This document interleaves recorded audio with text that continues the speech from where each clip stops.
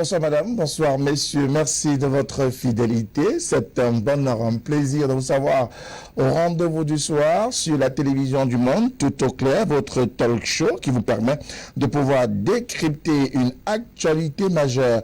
Et ce soir, nous allons dans les routes du triangle national pour rencontrer des hommes d'un sens tout à fait particulier. Ce sont les conducteurs d'engins à deux roues. À titre onéreux, ces derniers, pour la plupart, sont considérés, ou même se considèrent mieux comme étant les désormais rois de la route. Ils sont les seuls à détenir le code de la route. Ils sont d'ailleurs les seuls à dicter la loi sur la route. Comment comprendre ce phénomène qui semble être désormais le véritable casse-tête chinois dans les principales villes du Cameroun et même dans les villes reculées? On parle au même moment de la régularisation dans ce secteur, mais pourtant les conducteurs d'engins à deux roues semblent balayer d'un revers de la main les dispositions mises en route par le gouvernement de la République. Se considèrent-ils comme étant des hors-la-loi ou des anti-républicains? La question est au cœur du débat, surtout que ce lundi à Douala, on a enregistré une rixe, un mouvement d'humeur, selon que vous souhaitez l'appeler, dans l'arrondissement de Douala 5e. C'est des mototaximens qui s'insurgeaient contre la vaste campagne de sensibilisation et répression mise en route par le préfet du département du Mouri, Benjamin Boutou, qui a d'ailleurs dû descendre sur le terrain avec des partenaires technique pour tenter de concilier ces conducteurs d'engins à deux roues. Il a donc fallu plusieurs heures d'intervention des éléments de force de l'ordre pour que le calme revienne et que définitivement ces conducteurs d'engins à deux roues puissent vaquer à leur occupation en prenant l'engagement de respecter la législation en vigueur. Voilà donc ce qui va constituer l'épine dorsale, mesdames et messieurs, de cette émission de Tout au clair de ce soir. Je rappelle, l'émission se veut être interactive.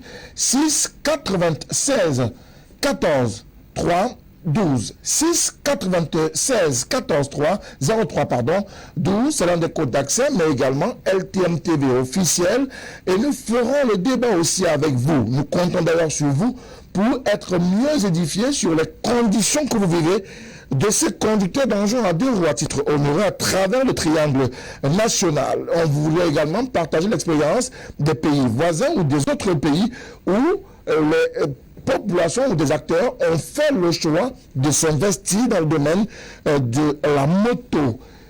Nous avons d'ailleurs la chance d'avoir sur ce plateau des acteurs de la moto, mais avant, mesdames et messieurs, cette transition pour revenir sur la présentation de nos invités.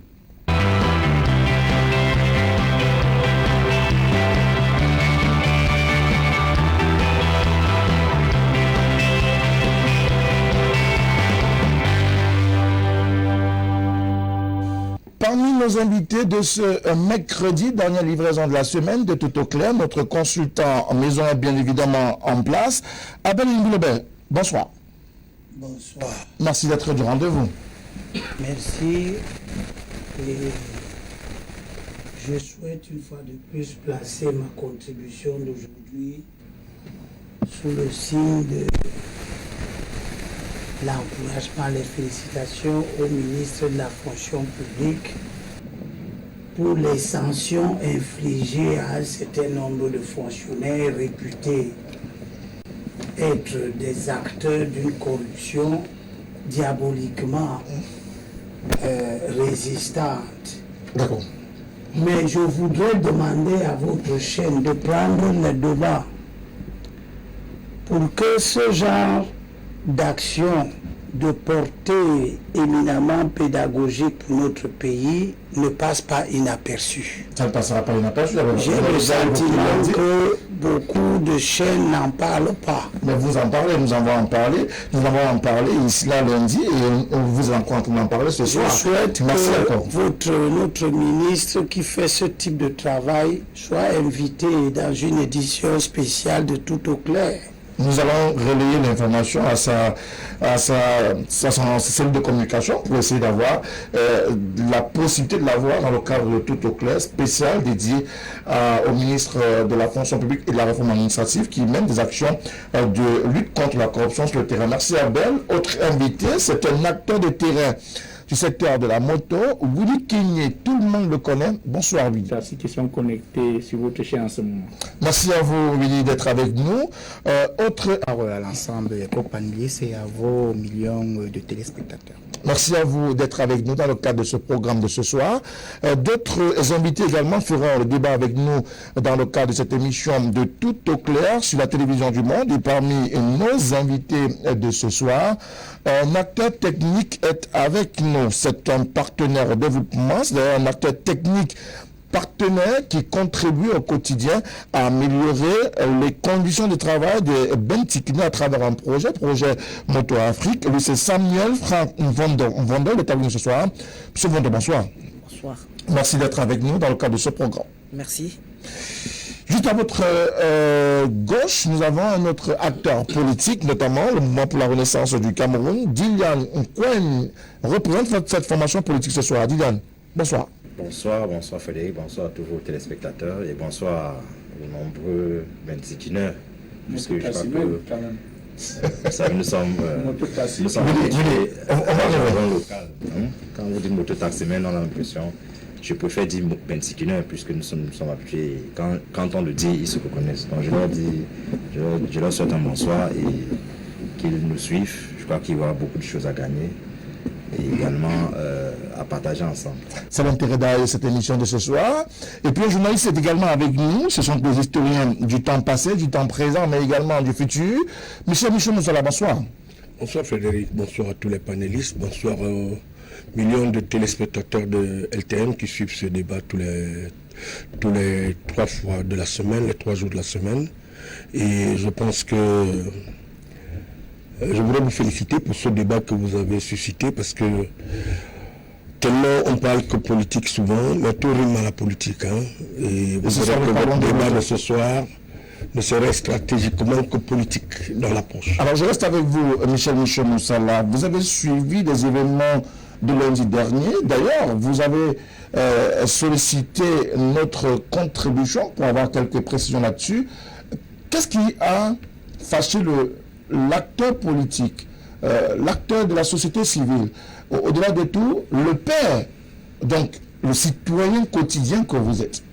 Ben écoutez, vous savez, nous sommes dans une société qui, ma foi, on a l'impression qu'elle perd le pôle de ce qu'on appelle le commandement.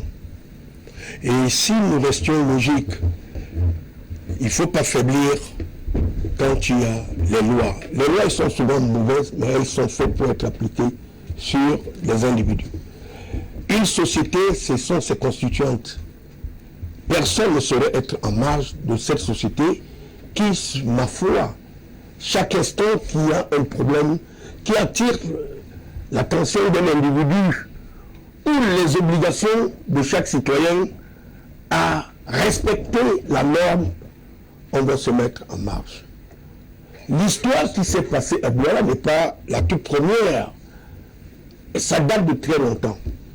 Si vous regardez un peu notre société dans laquelle nous sommes, je prends tout simplement le phénomène de moto parce que ce phénomène a bien démarré quand il y a eu, pas seulement quand la démocratie s'amène avec le multipartisme en 90, entre 90 et 92, il s'est passé bien des choses où les révolutions se sont opérées où il fallait combler le vide de transport parce que nous cassions les taxis, les gens cassaient les taxis, les bus ont pris un sérieux coup.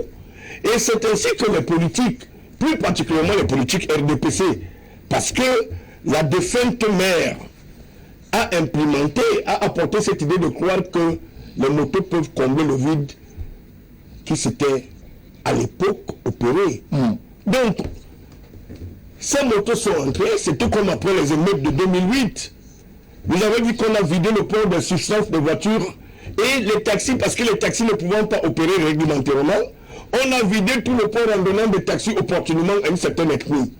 Et pour que ça comble le vide des taxis qui étaient entrés dans le mouvement de grève. Parce que, effectivement, en 2008, on s'est retrouvé, et ainsi qu'en 90, on s'était retrouvé où les mouvements, les syndicats de l'époque lançaient des mots d'ordre qui étaient systématiquement suivis par les taximans. Donc, ce qui s'est passé, c'est le manque de cohérence de suivi de ce que l'autorité administrative a lui-même laissé naître. Aujourd'hui, on vient demander aux bensikineurs de payer ce qu'on appelle l'impôt libératoire.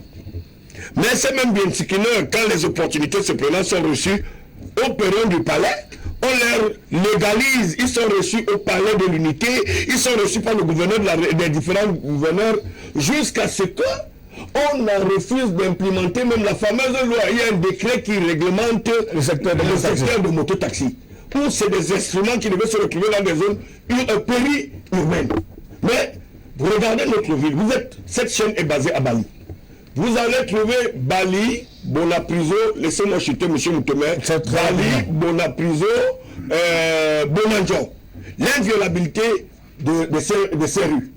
Mais entre nous, vous verrez très bien que les plaques interdisant aux motos d'avoir accès à Bonanjo. L'autorité administrative est incapable de sécuriser même la zone où il devrait ennoblir d'abord une zone administrative. On vient, on pense qu'on a créé un Shabbat et que maintenant des individus qui se disent tout permis dans ce pays, les mototaximens, se permettent aujourd'hui, on ne peut pas venir demander aux gens dont on a dans la culture de croire que un commerce qui leur donne 500 000 francs le mois, parce que les gars qui conduisent les motos là ont 500 000 francs le mois, on s'amuse, mais si on calcule les recettes, j'ai mené une enquête, je reviendrai, parce que cette histoire, j'appelle ça cette histoire, parce que l'État ne gagne rien. En fait, il n'y a que ceux qui ont commercialisé les motos à l'époque à 2 millions, qui ont gagné de l'argent et qui n'ont même pas à la limite payé la douane pour faire sortir des millions de motos. C'est eux qui peuvent en profiter de cette activité. Alors, Abel Limbilebe, sur la question, véritablement, on parle de mototaxis.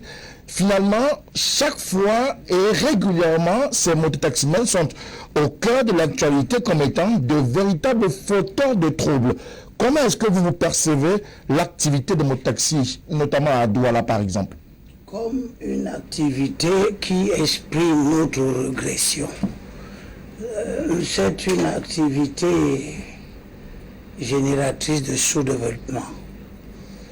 Je dois d'ailleurs dire qu'à une certaine époque, lorsque nous avions de bonnes raisons d'être fiers de notre pays,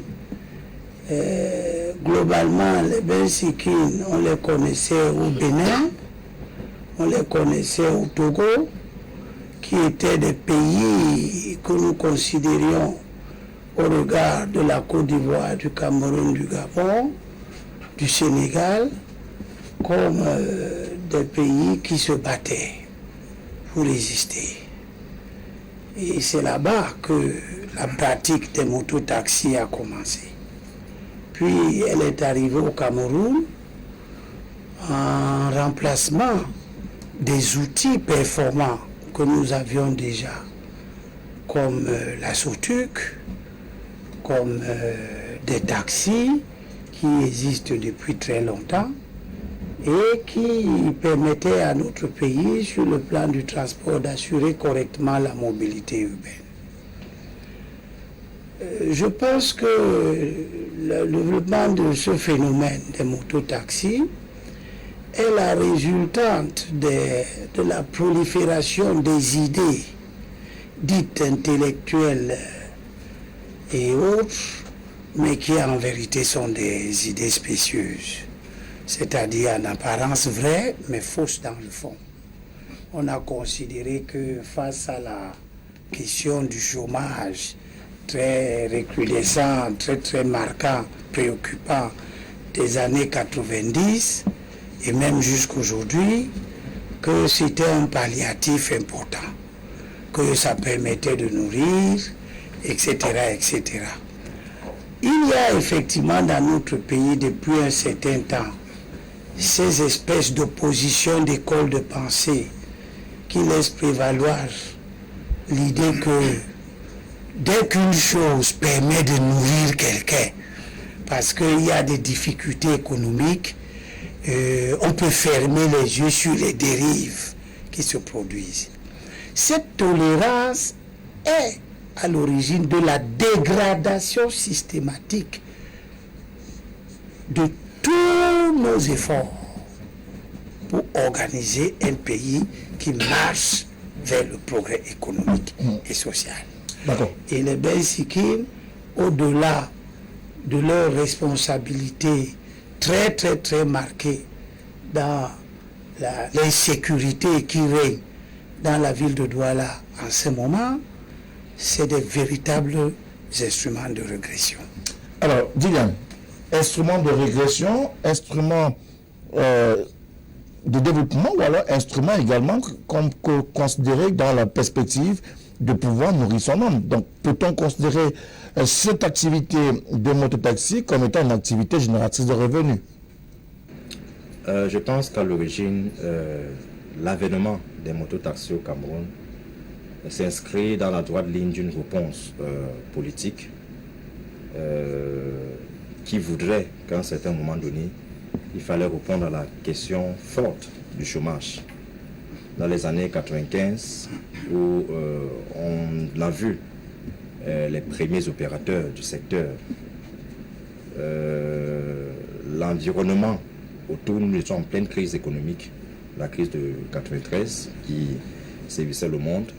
Et du coup, cette activité-là est née, elle a grandi et comme d'un fait surprise, nous avons constaté que le régime a entérimé et a utilisé cette activité comme une réponse adéquate pour résorber le chômage. Malheureusement, comme disait le grand frère Elim Bilobert, c'est une activité qui ne produit rien pour je vais dire, dans le sens du développement du Cameroun.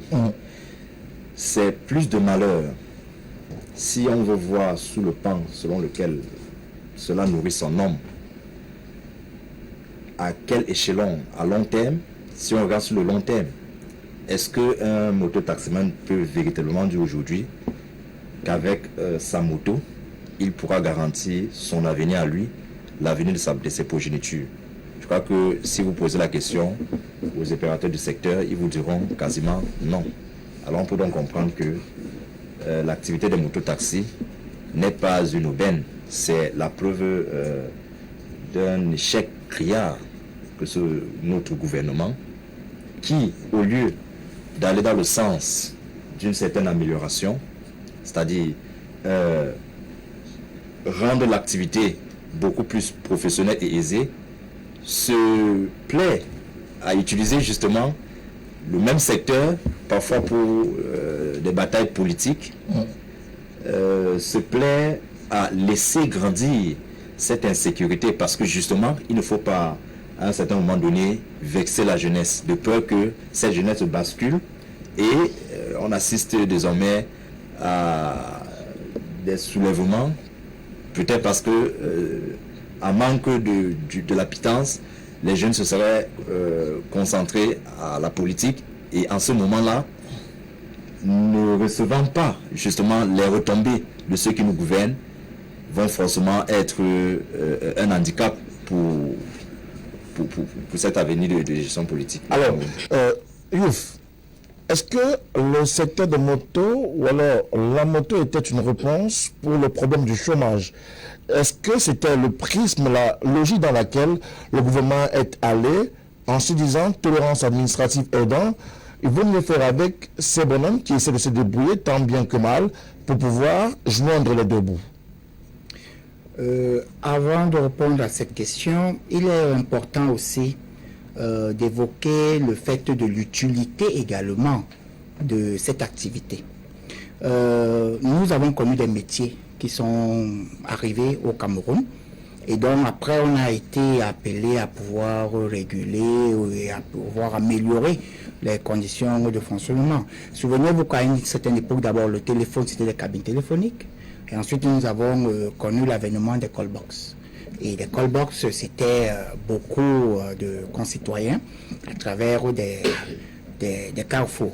Maintenant, l'évolution de la technologie et la baisse des coûts font en sorte que on a plutôt maintenant une migration vers les transferts d'argent. Pour revenir au niveau de la moto, il faudrait que nous nous situions très bien.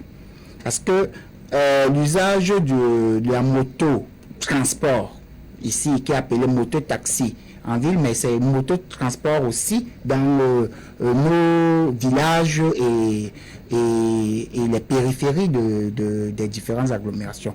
Il faut avouer que nous avons un certain nombre de zones qui sont enclavées et dont la moto est pratiquement le mode de transport le plus pratique et le plus usuel. Le problème ne se pose pas dans ces contrées. Mais ici, le problème, c'est le désordre urbain, surtout dans les grandes agglomérations. À Yaoundé, la situation a commencé à être amorcée de telle façon qu'il y a eu des accords entre la communauté urbaine de Yaoundé et les différents syndicats des mototaxis, au point où on les retrouve maintenant au niveau des périphéries de la ville de Yaoundé. La concertation, le président du syndicat des mototaxis nous dira davantage tout à l'heure. Il y a eu plusieurs concertations qui sont amorcées en ce moment entre la mairie de la ville de Douala et les différents syndicats de mototaxis pour pouvoir trouver les questions. Parce qu'en fait, le problème ne se situe pas sur l'idéal qu'une moto ne peut qu'être rentable ou bien un mototaximan ne peut que gagner son pain s'il travaille à Bonanjo, à Akwao, à Bonapiso. Non. Puisque nous connaissons, et le président du syndicat nous le dira, il y a des motomans, donc des conducteurs de mototaxis qui habitent Tiko, qui habitent Banga, qui habitent Djibombari et qui viennent travailler à Douala. Donc, ils n'ont pas ce problème de distance. Il suffirait tout simplement que les uns et les autres continuent dans le cadre de concertation qui est mise en œuvre en ce moment et que les uns et les autres comprennent que nous sommes en train de migrer vers une plus meilleure forme d'utilité et de valorisation de ce corps de métier. Donc à partir de ce moment, on va tout simplement dire que c'est utile de pouvoir avoir la mototaxi et c'est même parfois très pratique, mais l'organisation de la cité et la modernisation et les comportements nous demandent un peu plus de discipline et de rigueur. Alors, monsieur Mvondo, autour de la question de l'utilité, doit-on considérer que les motos sont véritablement utiles dans la perspective de répondre à une sollicitation ou à un besoin de déplacement des populations d'un point à un autre? Moi, je pense que c'est évident. C'est évident. Chez moi, à Saint-Melima, on ne trouve plus des taxis de couleur jaune. Ce ne sont que des motos. Et regardez dans la ville de Douala, où nous nous retrouvons en ce moment, les mototaxis arrivent là où les taxis de couleur jaune ne peuvent pas. Donc les mototaxis, pour moi, jusqu'à présent, c'est un mal nécessaire. Un mal, vous dites bien? Oui, je vais vous expliquer pourquoi.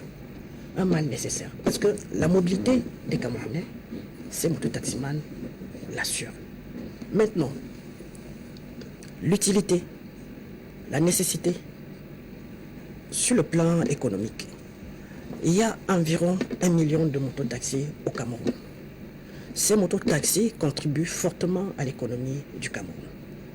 Le mototaximan lambda consomme un minimum de 3 000 francs dans les stations-service. Ça fait 3 milliards par jour. Ce n'est pas rien. Le mototaximan lambda travaille en moyenne 4 000 francs par jour. Ça peut déjà nourrir son homme. Conséquence, il est simplement question que ce secteur soit réglementé, qu'il soit assaini et réglementé. Il faudrait que ce secteur soit assaini et réglementé pour davantage répondre à la demande forte des populations à la base. Mais Willy, notre mototaximan du terrain qui est sur notre plateau ce soir, Willy, peut-on comprendre pourquoi finalement la moto ou le mototaximan est un mal nécessaire? Oui, merci déjà. Je voudrais déjà, avant de répondre à votre question, dire à M. Bessala que le mototaxi... Je m'excuse, le mototaxi ne travaille pas 500 000 le mois. Vraiment, il faudrait éviter ces dérives-là. Mais disons... Tu travailles à combien? Monsieur Elimilo, j'arrive. Alors, il est important aujourd'hui de reconnaître d'abord l'utilité ou bien la valeur de ces mototaxis-là. Et d'où viennent les motos? En fait, il faut relever, comme certains l'ont dit sur ce plateau, que les mototaxis n'ont pas un impact, que ce soit sur l'économie, mais il faut relever aujourd'hui que c'est le secteur informel qui relève l'économie. Quand on parle de secteur informel, je relève l'économie. Oui, je peux m'expliquer. Parce que si vous aviez... Notamment les motos. S'il vous plaît, notamment j'arrive, il faut le dire. J'arrive. Parce que vous ne pouvez pas expliquer qu'un conducteur de mototaxi qui nourrit sa famille à travers la moto, qui paye son impôt libératoire, qui contribue, qui paye le carburant, qui contribue, il paye le carburant, il contribue à l'évolution de l'État, à l'économie. Ça veut dire que quand il paye le carburant, ça veut dire qu'il permet à l'État de s'épanouir. Ça, c'est un fait. Alors, le mototaxi, même sur le plan purement, vous avez parlé de la paix, de la stabilité contribue. Mais le problème majeur aujourd'hui, je voudrais qu'on mette sur la table aujourd'hui, il faut le dire, c'est qu'on a un problème réel, c'est qu'un problème d'organisation. C'est ça le problème. Et d'où la question aujourd'hui, je crois que la responsabilité, elle est partagée, que ce soit à notre niveau et au niveau de l'État, 300 motos par jour. Donc ça veut dire 300 conducteurs de motos n'est par jour, sans avoir au préalable un permis de conduire. Nous avons posé plusieurs problèmes pour qu'on devait apporter la solution. Mais néanmoins, jusqu'à aujourd'hui, nous nous sommes rendus compte que le ministre des Transports, qui est, je veux parler, c'est lui la tutelle. Quand on parle de transport au Cameroun, on parle de ministre des Transports. Nous avons pensé qu'il devait prendre en compte les propositions qui ont été faites pour pouvoir apporter une solution rapide. Nous avions un autre fléau dans le secteur moto, les expatriés, qui aujourd'hui entrent en milieu au Cameroun et deviennent forcément des conducteurs de moto, n'ont ni carte d'identité, ni facture de moto. Nous avions des gens qui sortent même de prison, deviennent conducteurs de moto. Nous avions des gens, quand ils perdent leur emploi, ils deviennent conducteurs de moto. Vous voyez un peu, la seule chose qu'on a à faire aujourd'hui, et nous apprécions l'initiative qui a été prise par le préfet de Vous et le maire de la ville de Douala, le fait d'assainir. Parce qu'on ne peut plus au jour d'aujourd'hui, pour nous, il est important aujourd'hui que le conducteur de moto, et je voulais vous rappeler seulement à notre niveau, nous avons perdu au moins 8 de nos camarades à travers les coups de poignard. Parce qu'à partir du moment où vous avez une moto neuve, vous n'êtes plus en sécurité. Vous n'êtes plus en sécurité. Ce n'est pas des acteurs de la moto qui arrachent les motos, c'est d'autres personnes, c'est ce que vous nous dites.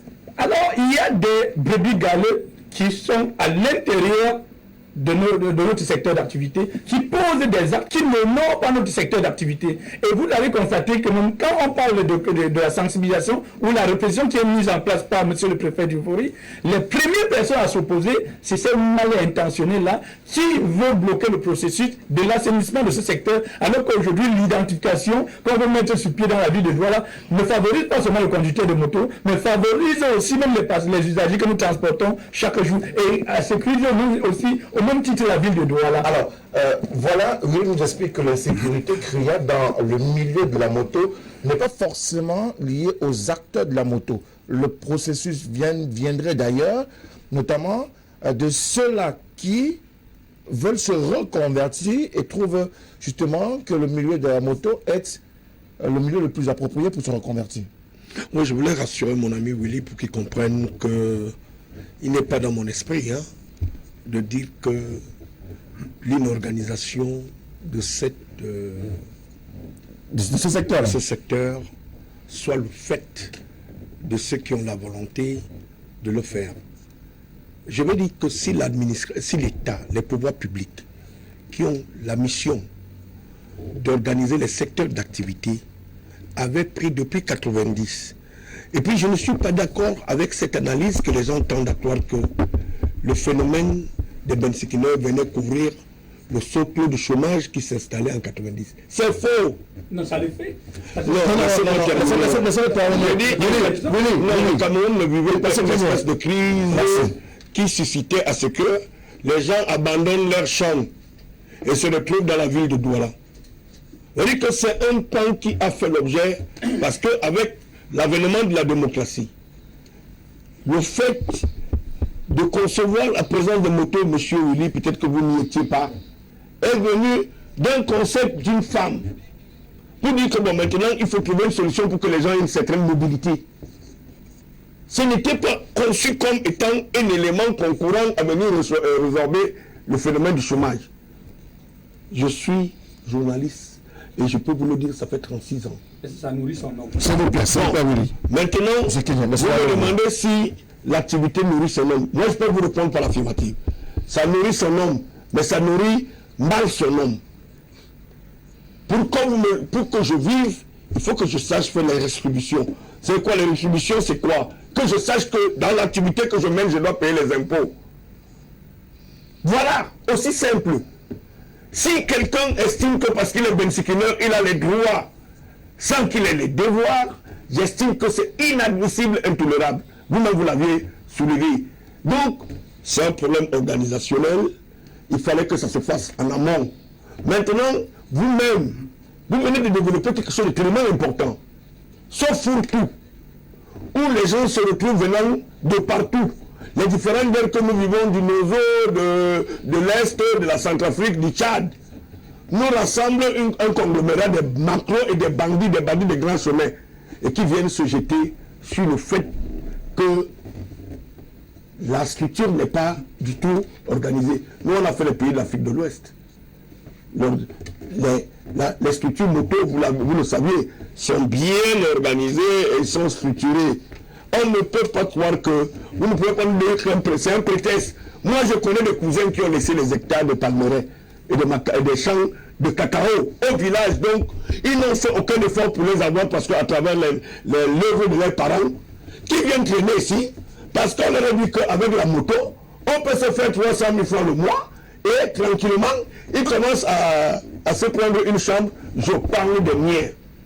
Moi, je viens de Ndiki. Et je les connais tous. Parce que quand certains sont confrontés à une situation administrative, on nous appelle. Voilà. Donc, monsieur, je veux bien vous comprendre, mais dans une société comme le Cameroun, et Limi et moi, nous avions une approche de dire que nous avions régressé. Parce que l'État avait ses missions régaliennes d'organiser le secteur, pas seulement le secteur de moto, mais on avait déjà commencé par grandir très fort en ayant une première société de transport à l'humain. Et celle qui est venue plus tard ne nous a pas donné satisfaction. Nous continuons à sombrer dans des histoires où on veut trouver des moyens de remettre la société dans un temps classique.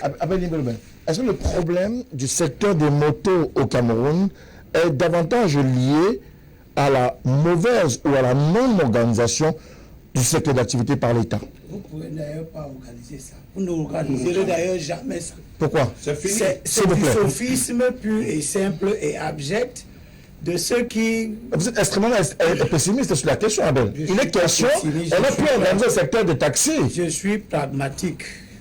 C'est des secteurs totalement différents qui ont des histoires différentes et des conditions d'émergence complètement différentes et qui ont des contributions au développement ou pas complètement différentes. La première chose que je voudrais dire, c'est que il existe dans notre pays des comportements extraordinaires. Et d'ailleurs, le premier président de la Cour suprême le dit, des comportements de libertinage qui prétendent tirer leur source de l'expression des libertés. Comme on est libre de s'exprimer, on dit n'importe quoi. C'est l'informel qui fait le Cameroun. Quels sont ces discours? C'est quel discours ça? Finalement, j'ai envie de demander à ceux qui tiennent ce type de discours, mais qu'est-ce que vous appelez informel? L'informel, c'est l'ensemble des activités qui échappent justement à la réglementation, s'il vous plaît, qui échappent à la traçabilité qui permet à l'État d'évaluer. C'est-à-dire que l'informel, c'est la déconstruction, c'est la déstructuration.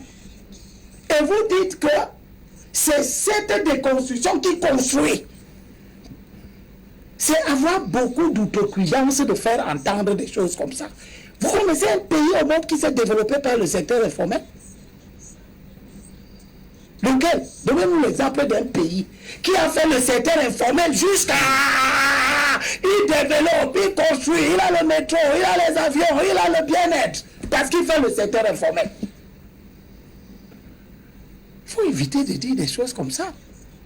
Le secteur informel s'est développé lorsque les économies organisées de notre pays sont tombées en faillite. C'est tout. Du fait de beaucoup de facteurs qu'on peut évoquer, la responsabilité de la mauvaise gouvernance, les conditions internationales qui n'ont pas été favorables à un moment donné qu'il ne faut pas éluder. Mais vous ne pouvez pas avoir à dire aux gens que c'est le secteur informel qui construit le Cameroun. Vous ne pouvez pas dire qu'est-ce qui se fait dans le secteur informel. Le secteur informel, c'est par nature le secteur qui ne paye pas les impôts. D'accord, dans ce secteur précis. Quand j'ai fini de dire ça, pour dire que vraiment, moi je ne peux pas m'asseoir dans des endroits où on vient dire que le secteur informel fait ci ou ça. Quand je prends un secteur spécifique comme celui de la moto, il faut qu'on revienne à l'orthodoxie des choses. C'est quoi un métier? Un métier, c'est quoi? Est-ce qu'un métier où la pertinence d'une activité économique se définit par le fait qu'elle nourrit son nom? Quel est ce discours? Ça nourrit son nom, donc c'est bon.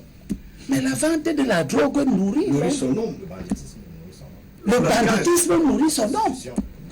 La firmania nourrit son nom. La corruption, le détournement des deniers publics nourrit ceux qui font ça.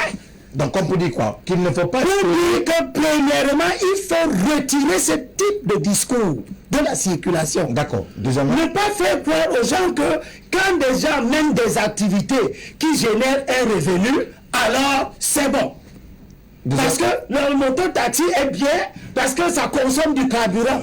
Mais la contrebande du carburant est bien, parce qu'elle fait consommer du carburant. Très bien. Qu'est-ce que c'est que ce discours? Vous venez expliquer que les dérives sont bien parce que ça sert. La vente des médicaments de contrebande, ça nourrit les uns. Restons dans le secteur de la moto, s'il vous plaît. Non, je suis en train de dire que... Non, s'il vous plaît, chacun son temps de parole. Et c'est vous qui nous avez expliqué. C'est comme le bain, c'est qu'il nourrit son nom. Je sais que pas le mien. Mais je suis en train de dire que votre point de vue est mauvais. Non, même pas ça. Vous expliquez pour vous. Je ne suis pas venu. Je ne suis pas... Non. Vous ne pouvez pas... Monsieur Kenyé, vous avez votre temps de parole, notamment vos 5 minutes. C'est la dernière minute de l'émission, s'il vous plaît. Sachez que je ne viens pas sur un plateau de télévision pour simplement écouter votre point de vue. Je viens aussi démontrer le cas échéant qu'il est mauvais, il ne doit même pas avoir lieu. C'est comme ça que les gens se sont mis à expliquer sur les plateaux de télévision qu'il faut prendre des meurtriers, des terroristes et les amener sur le débat politique. C'est le même type de discours spécial.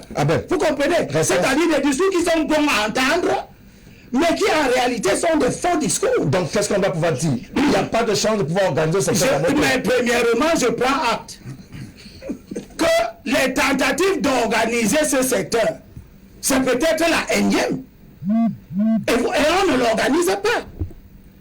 Les acteurs de ce secteur refusent l'organisation. Ils ont quelques représentants syndicaux dont je ne sais pas s'ils sont véritablement représentatifs, qui viennent sur les plateaux de télévision essayer d'enjoliver les choses. Vous dites non, le secteur est comme si, mais on constate que 15 ans, 20 ans durant, on ne progresse pas dans l'organisation. Je termine. Ce n'est pas la première fois que des initiatives ont été prises ici pour que les gens qui conduisent les motos-taxis aillent faire l'auto-école. Ils n'y vont pas. Et ce n'est pas parce qu'ils auront fait l'auto-école qu'ils vont avoir des comportements citoyens. Quel est véritablement le problème à ce niveau? On organise, mais ça ne prend pas. On remet cela sur la sellette, ça ne prend toujours pas. Une énième fois, c'est toujours là. La mayonnaise n'a toujours pas prise. Qu'est-ce qui se passe? Non, c'est simple à comprendre. Le secteur des mototaxis n'a pas été pensé par les politiques. Ça a été une embuscade. J'ai essayé de faire une petite... j'ai rappelé un petit historique. La date de naissance de cette activité-là. On va pas revenir dessus. Donc, on ne peut pas organiser un secteur qu'on n'a pas pensé. Tout à l'heure, le président des mototaximens expliquait qu'en fait, c'est pratiquement tous les laissés pour compte de la société, ceux qui se sont retrouvés en chômage, les expatriés qui ne sont souvent pas identifiés, des personnes de très mauvaise foi qui finissent quand même par se retrouver dans une activité où ils peuvent s'exprimer et donc ils peuvent exprimer leur état de nature. Dans cet esprit, on ne peut pas parler d'une organisation, d'une telle activité. J'ai commencé mon propos au début en disant que le secteur de mototaxi, en réalité, a été voulu par nos politiques parce qu'il fallait résoudre un problème qui, dans un avenir, devrait justement être une épine pour la continuité de, je veux dire quoi, du pouvoir que nous avons aujourd'hui et qui, en réalité, démontre à suffisance qu'il n'y a que les métiers que mon concitoyen a cité tout à l'heure, les call box, les transferts mobile money et naturellement le secteur des mototaximens. Justement, voilà à quoi est-ce que les politiques ont du moins donné un laisser-faire. Parce que s'il fallait qu'on contrôle cette activité, je vous assure, la formule devait être très simple. Hein? Nous savons qui importe les motos. Le gouvernement peut décider du nombre de motos qui circulent dans nos différentes villes à partir des importations. C'est-à-dire, si on décide aujourd'hui geler les importations pour 5 ans, je prends un petit exemple, et on décide de contenir le nombre de motos qui est en circulation, on va réguler très facilement. Mais la volonté n'y est pas. La volonté n'est pas orientée dans ce sens de justement réglementer. C'est ce que nous appelons généralement les solutions cosmétiques. Chaque fois qu'il y a un problème, un fait de société venant de ce secteur, on va vous sortir une formule, soit on va vous dire que les permis sont gratuits, soit on va vous dire que le préfet a fait une descente pour essayer de réglementer l'activité, qui n'est pas question de ça. Il n'est nullement pas question de cela. La volonté est réelle. C'est justement un secteur qu'on a laissé à la merci des frustrés de la société. Et ces frustrés-là, quand ils se retrouvent en train de pratiquer ce métier, ils n'exercent naturellement que leur état d'âme. C'est-à-dire ceux qui sont des voleurs volent davantage, ils trouvent un moyen de mieux voler, de développer ces stratégies de vol à partir des motos. Ceux qui sont des assassins, qui peuvent tuer et puis disparaître, fondre dans la nature, justement utiliser ce moyen. Voilà un peu malheureusement ce que cette activité nous sert. Et je disais, en rien, l'activité des mototaxis n'est bénéfique et pour celui qui le pratique et pour la nation tout entière. D'accord. Alors, il faut organiser le secteur d'activité, c'est le leitmotiv des pouvoirs publics. D'ailleurs, il y a le décret 2008-3447 du Premier ministre du gouvernement du 31 décembre 2008 fixant les conditions, les modalités d'exploitation des motocycles à titre onéreux seulement jusqu'à date, plus de, on va dire quoi, 13 ans à peu près, le dit décret n'a toujours pas vu la moindre de ces prérogatives, de cette directive, être mise en application sur le terrain. Pourquoi? Il y a une évolution dans le cadre de l'application de ce décret et nous le constatons quand même parce que ici, nous commençons par exemple à identifier d'après le port de l'heure choisi. Il y en a Douala par exemple à Douala, sur le port, par exemple, à partir du port de l'heure choisi, on se dit... Je devant la télévision. Est-ce que vous voyez les Bensikine, oui, permettez-moi de les appeler ainsi, ce sont mes amis d'ailleurs, est-ce que nos mototaximens ont des choisibles sur le terrain? Je suis en train... Non, c'est pour faire quoi? Okay. C'est pour les identifier. Le choisible de Carrefour, le choisible de Carrefour, Bilo n'a jamais fait la moto. Il ne peut pas mieux expliquer la moto que nous. Il ne maîtrise pas. Il ne peut pas expliquer le phénomène de vous n'avez jamais été correct. Non, laissez-nous parler de la moto. Un moteur taximètre, je n'ai pas envie de maîtriser pas. Je suis un physicien. Je suis un maîtrisé. Je n'ai pas besoin de ça. Vous m'expliquez que c'est un secteur informel. Je n'ai pas besoin de connaître une mauvaise chose. Vous n'avez jamais... Comme la vente de la drogue. Confondez pas la moto.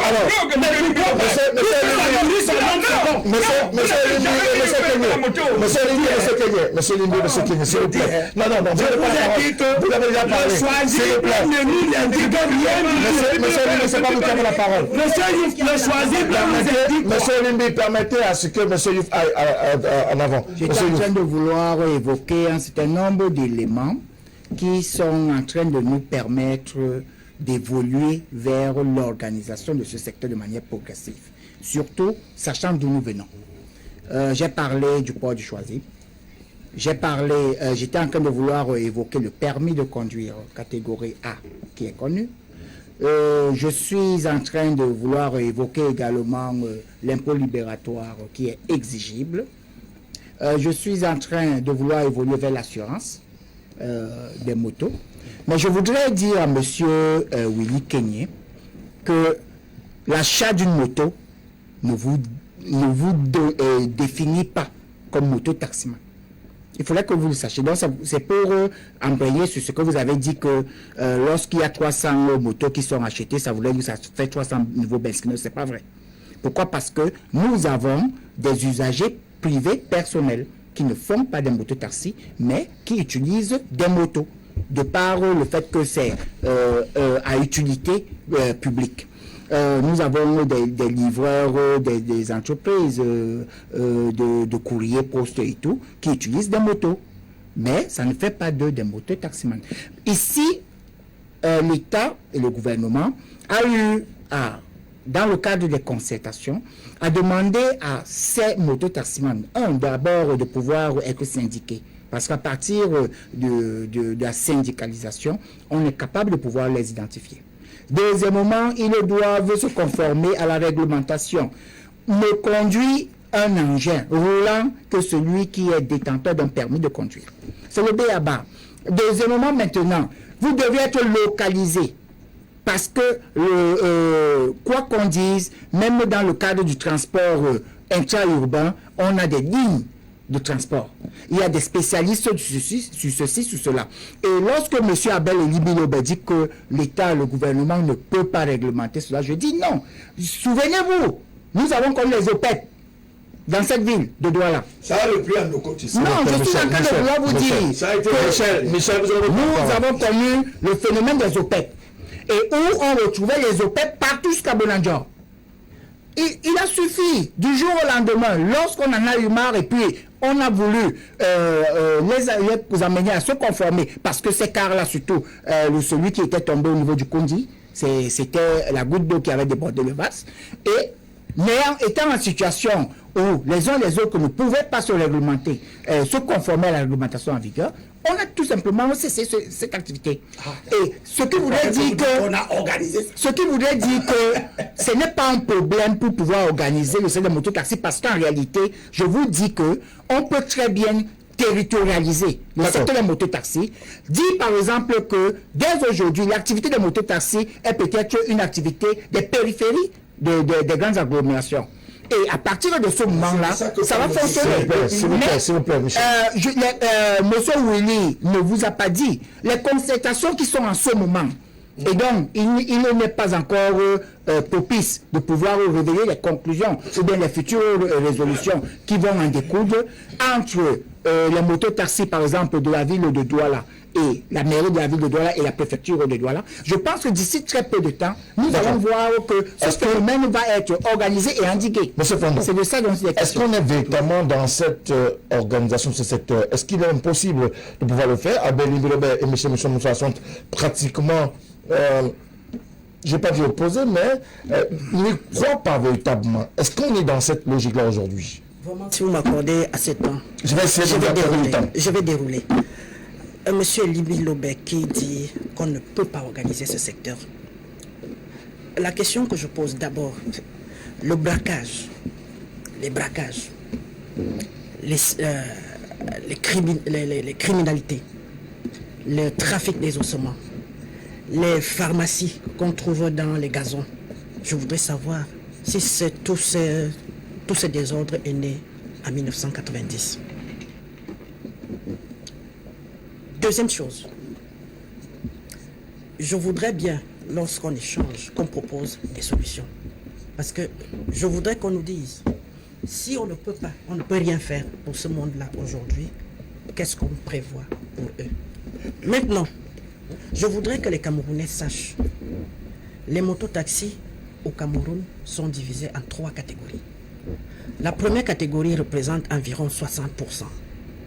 Dans ces 60%, vous retrouverez des Camerounais qui veulent gagner honnêtement leur vie à travers la moto.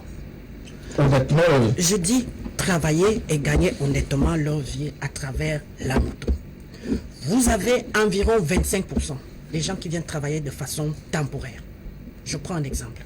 Vous perdez votre emploi aujourd'hui. Au lieu de rester à la maison, vous bouffez une petite tontine, vous prenez la moto, vous êtes déjà moto-taximène. Quelqu'un qui va au chantier, son patron n'a pas approvisionné le chantier. En rentrant, au lieu d'aller rester à la maison, il fait la moto. Les étudiants, ils vont en cours le matin, le soir, ils prennent la moto. Ils représentent environ 25%. Et nous avons 15%. C'est des bandits qui utilisent la moto pour commettre des forfaits. À l'époque, les braquages, on les faisait avec les taxis. Ce n'est pas le phénomène des mototaxis qui a amené les braquages et tout ce qu'on vit comme déviance au Cameroun aujourd'hui. Je dis non. Maintenant, je dis que cet assainissement est possible. Il est simplement question que le gouvernement reste ferme. La tolérance administrative, à un moment donné, il faut arrêter ça. Il y a des concertations entre la mairie de la ville de Douala, parce que la mairie de la ville de Douala est beaucoup plus avancée, la mairie de la ville de Douala, le préfet du département du Vouri, le promoteur du projet Moto Afrique que je suis, et les leaders de la plateforme et les autres syndicats qui sont dans la ville de Douala. Il est désormais question que pour travailler à Douala, il faut avoir un permis de conduire. On a mis en place des chasubles d'identification. Et ces chasubles d'identification ne peut avoir cette chasuble d'identification que celui qui est titulaire d'un permis de conduire. Parce que la particularité pour ces chasubles d'identification, c'est qu'au dossard, vous avez le nom de l'individu, le numéro de son permis de conduire, son point de rattachement et son numéro d'identification dans la commune d'arrondissement à laquelle le monsieur travaille. Et nous avons mis en place des registres d'identification qu'on a remis à chaque mairie d'arrondissement, aux forces de maintien de l'ordre. Donc, mon problème pour le moment, c'est la sensibilisation.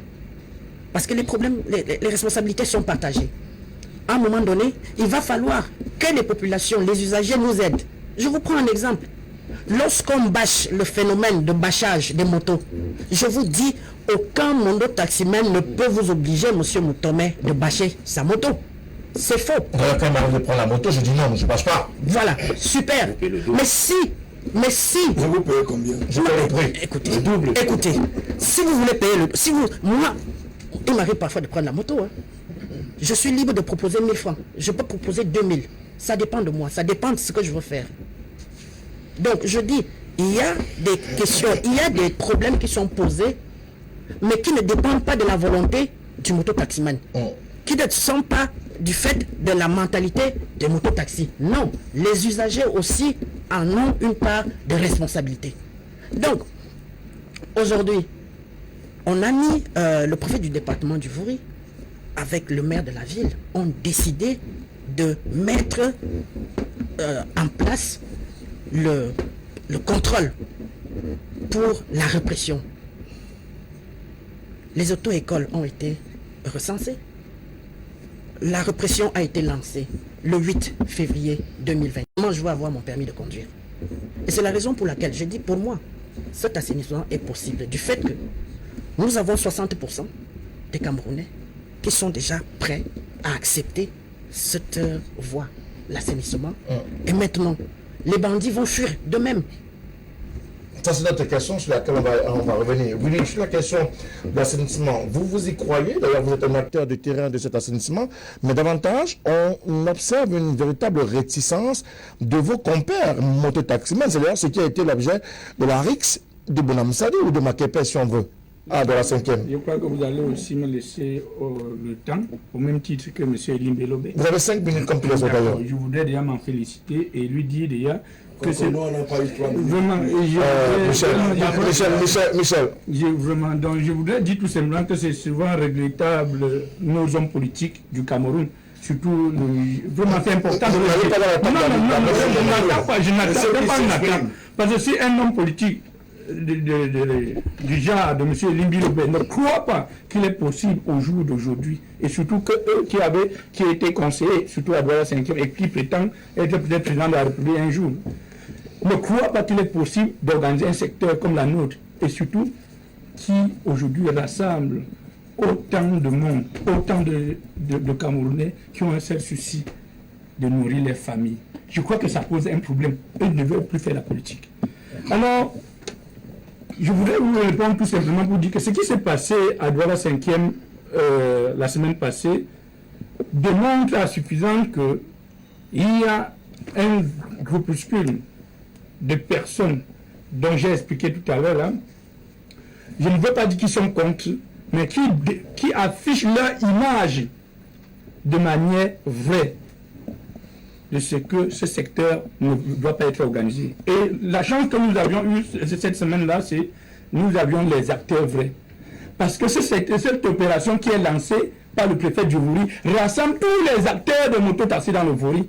Parce que nous avons 562 camps dans le Vouri, mais il faut dire que dans cette opération, il n'y a que 150 qui ont été retenus dans cette opération et qui sont accompagnés avec les forces de maintien de l'ordre. Parce qu'auparavant, quand on lançait le processus dans le département du Vouri, il y avait certains phénomènes des mototaxis, on appelait ce phénomène-là le retour, qui venaient s'abattre sur les forces de maintien de l'ordre. Mais il faut dire au jour d'aujourd'hui que aujourd'hui, ce n'est plus possible parce que vous retrouvez les acteurs, ceux qui étaient contre hier, qui sont d'accord pour l'assainissement, et que ceux qui, je ne veux pas dire les expatriés, ou bien ceux qui n'ont ni fortune ni carte grise, se mobilisent et viennent s'attaquer à eux. Qui sachent désormais que vraiment que la récréation est terminée. Il est important pour nous de sécuriser nos vies, de sécuriser les usagers que nous portons. Parce qu'au jour d'aujourd'hui, regardez comment on a organisé le Chan au Cameroun. Nous avions eu des infrastructures de haut de gamme. Mais notre volonté, notre grand souci majeur aujourd'hui, c'est d'avoir un type de mototaxi qui ressemble, qui a aussi un même niveau de vie.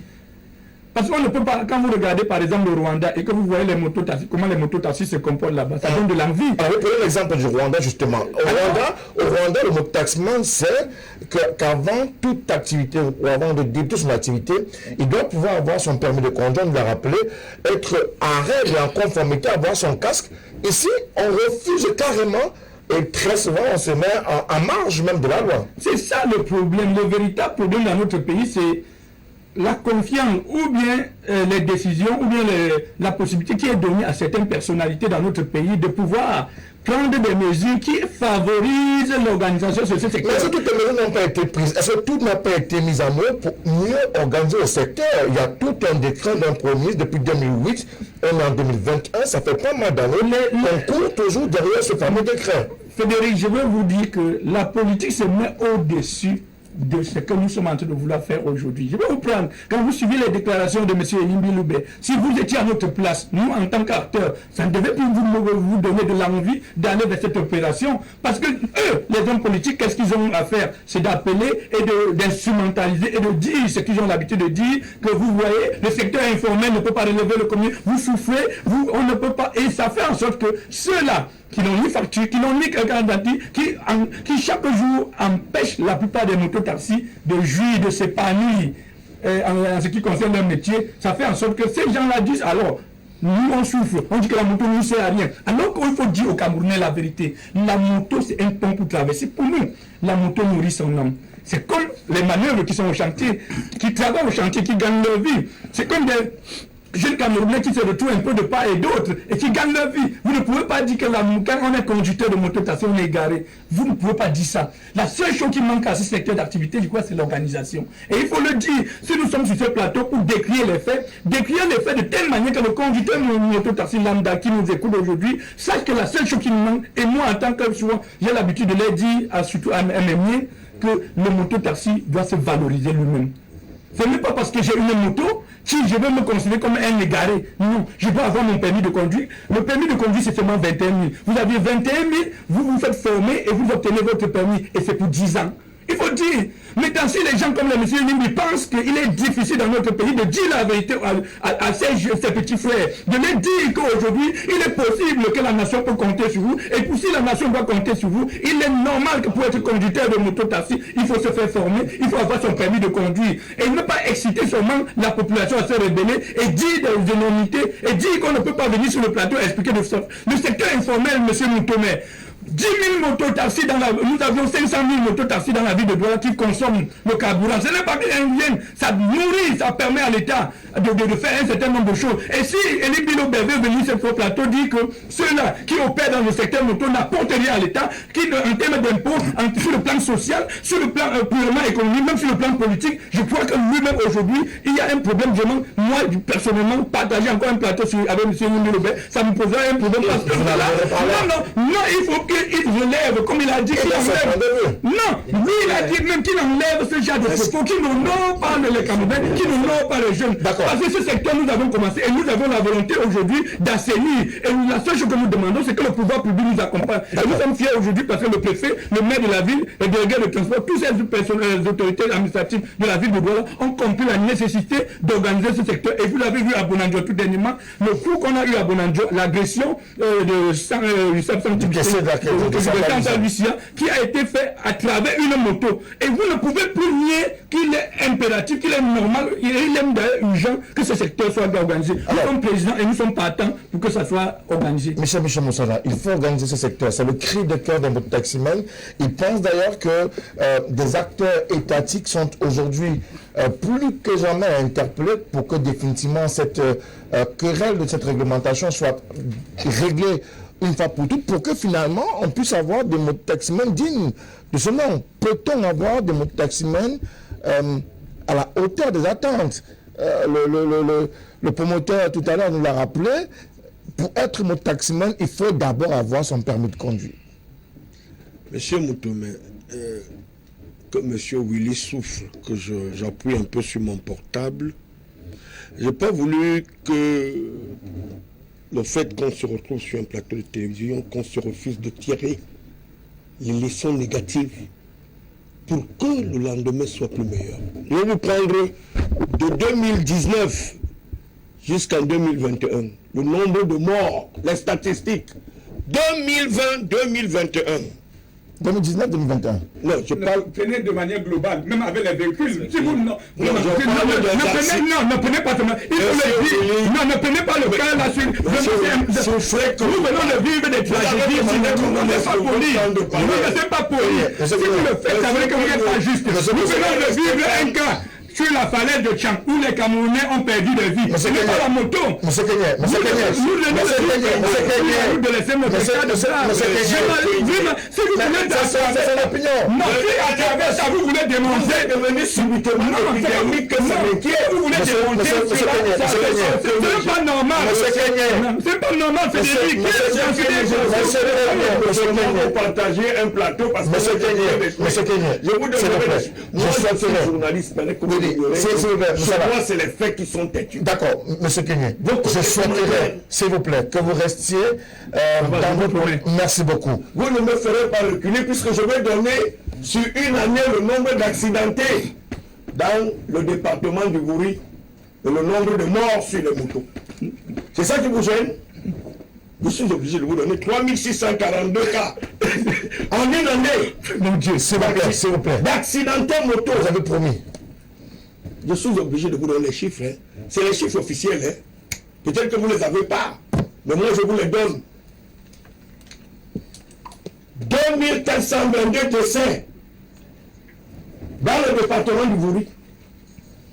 En une seule année. Je m'en tiens entre 2019-2020. Nous sommes en 2021. J'ai pris seulement une seule année pour vous illustrer. Je veux bien que vous teniez le discours selon lequel l'activité de Ben Sikiner est tellement importante pour notre République. Nous perdons 2800 citoyens camerounais en une année. 90% non déclarés aux assurances. Vous dites que ceux-là sont morts gratuits. Je suppose que les cas qui ont fait l'accident Andiki à la falaise sont au moins assurés. Mais on est dans je parle des statistiques que je lis. C'est officiel. Si vous estimez que c'est cela, moi je peux comprendre que vous apportiez, que nous apportions une contribution de manière à ce que techniquement, j'aurais pu faire une étude, comme j'ai commencé par dire, ce que gagne un benséquineur par mois, et c'est que parce que j'ai des frères qui font dans ça. Vous n'avez pas la propriété de ce qui se passe, parce que j'ai l'impression que vous êtes de ceux qui ne veulent pas tout simplement faire avancer la chose. Parce que vous demandez que nous contribuions. Moi, j'aurais pu contribuer en disant que depuis la nuit des temps... 500 000. S'il vous plaît. Moi. Oui. J'ai dit que j'ai parlé de 500 000, je peux vous apporter la preuve. Peut-être que vous le faites de manière à ce que la globalité... Quelle est la contribution que vous feriez? La contribution que j'aurais pu faire, par exemple, j'aurais pu demander à l'autorité d'éviter ce que les motos qui ont une vitesse de plus de 40, 50 soient opérationnelles au Cameroun. La vitesse d'une moto de transport, elles seront facilement identifiables. Cela veut dire que si vous prenez les motos qui viennent, la plus grande vitesse doit être celle de 50. Voilà comment on réfléchit scientifiquement pour aborder un volet. Les motos qui sont d'usage professionnel peuvent aller jusqu'à 100 pour les employés d'entreprise et tout. Voilà une identification bien différente, monsieur Willy, parce que ça devait concourir à apporter une différence entre des motos à usage professionnel, à usage touristique et à usage commercial ou bien intervenant dans la zone périurbaine. Il ne sert à rien de nous dire que le fait que la moto en soit à nourrir son homme, qu'on est astreint de ne pas payer les impôts. Il y a des gens qui gardent ce tourbillon. Vous le prenez pour exemple, que les autres se retrouveront face aux autres. Mais en attendant, ça fait 20 ans. Hein. La loi de 2002, j'ai donné ici tout à l'heure l'exemple en disant que la loi de 2008 avait déjà organisé parfaitement le secteur de la moto. J'ai connu des présidents de syndicats qui sont venus à ma rédaction pour dire qu'ils ne veulent pas qu'on bon en prison. Là où l'autorité de l'État a estimé que l'inviolabilité de ces zones. Aujourd'hui, les motos entrent à Bali, bon en prison, malgré les signaux. Il y a des plaques indicatives qui disent que ces zones ne sont pas violables par les motos. Vous voulez nous faire avaler quoi? Nous sommes, j'ai l'impression que ce que nous connaissons de la vie des motos n'est pas celle que vous connaissez dans votre domaine puisque vous êtes président d'un syndicat. Acceptez que nous autres, acteurs de la société, ce n'est pas le fait de venir nous dire que nous allons jouer la pédagogie pour former des gens qui sont déjà formatés à dire que ce qu'ils font là, ils sont devenus des rebelles de passe-partout. Vous nous faites rentrer dans un milieu éducationnel. C'est que vous voulez dire. Vous voulez pas faire la sensibilisation. La sensibilisation se fera avec une nouvelle école. Pas celle de ceux qui ont déjà fait 19 ans sur la moto, là où ils pensent qu'ils sont tout permis. C'est à eux qui appartient la société. D'accord. Abel, est-ce que tout est permis avec la moto aujourd'hui? Je vais bien me faire comprendre.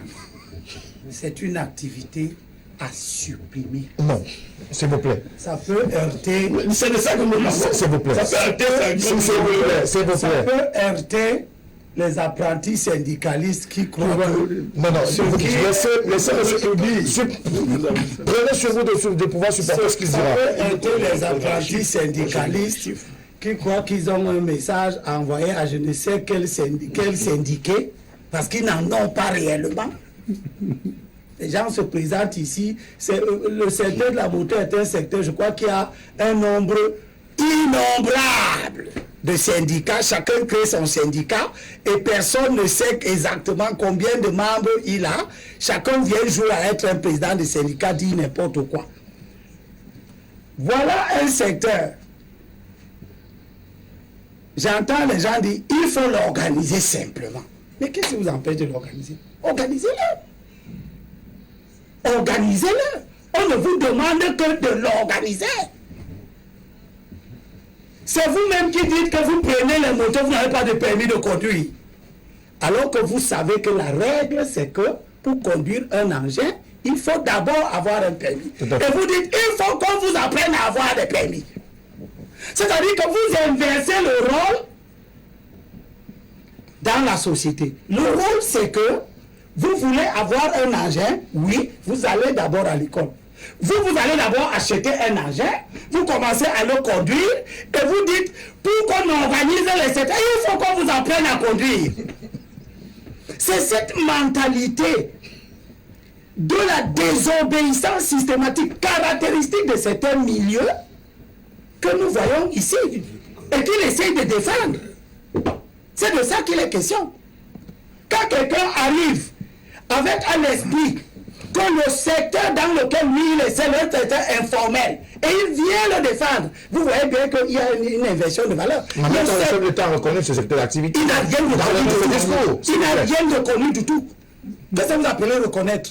Il a évoqué dans le son chef de l'État dit aux gens de conduire des motos sans permis. Il a dit qu'il salue la bravoure. S'il vous plaît, Michel. Vous également, la police du plateau vous impose de pouvoir respecter le principe. Que le chef de l'État a reconnu. Que c'est le chef de l'État a reconnu. Que ce secteur emploie pas mal de jeunes qui essaient tant bien que mal de joindre les deux bouts. Ils s'évertuent au quotidien à apporter leur contribution à l'essor économique du pays. Justement, c'est ce type de discours pervers qui amène l'État à se retrouver, à se mordre la queue. Parce que vous voulez faire de la clientèle politique, vous refusez de dire aux gens et de poser des actes d'autorité. Et il se développe donc une gangrène dans la société qui, le jour où on va tuer des commissaires de police, comme on les tape, on tape les policiers, on tape les commissaires de police. Le jour où on tuera, ou le jour où ce sont les mototaxis qui vont être au devant d'une marche pour aller renverser le président, c'est ce jour-là qu'on dira que ce secteur est à traiter. C'est de ça qu'il est question. Nous avons un secteur qui est parasite de l'activité économique. Ce n'est pas parce que, je le dis encore, ce n'est pas parce qu'une activité génère un revenu qu'elle est une activité licite, qu'elle est une activité légitime. Il y a beaucoup d'activités au monde qui génèrent parfois des revenus énormes, qui sont des activités dangereuses pour la société. Le secteur de la moto participe au développement de l'exode rural, vide les campagnes de leurs travailleurs. Si la cacaoculture qui a construit ce pays, si la caféiculture et les autres cultures de rente, y compris les cultures vivrières, pour soutenir la souveraineté alimentaire du pays, en partie aujourd'hui, c'est à cause du développement, en partie bien entendu, des secteurs parasitaires. Si aujourd'hui, les petits métiers comme la restauration, les ateliers, les garages de réparation manquent d'apprentis, enlèvent dans tous ces métiers-là, les gens vont vous dire que à cause des salons les couturiers, etc. C'est-à-dire que les métiers classiques qui ont participé à la construction structurée de la société, si tous ces métiers peinent à se développer, à s'épanouir aujourd'hui, faute de main-d'œuvre, c'est parce que une activité facile d'accès, déréglementée, complètement accessible à tous ceux qui viennent là-dedans parce qu'ils sont justement des échecs dans notre secteur. Et ils ne sont pas des échecs à cause de la société, ils sont des échecs à cause d'eux-mêmes. Eh bien, ce secteur est devenu un endroit où prolifèrent donc services.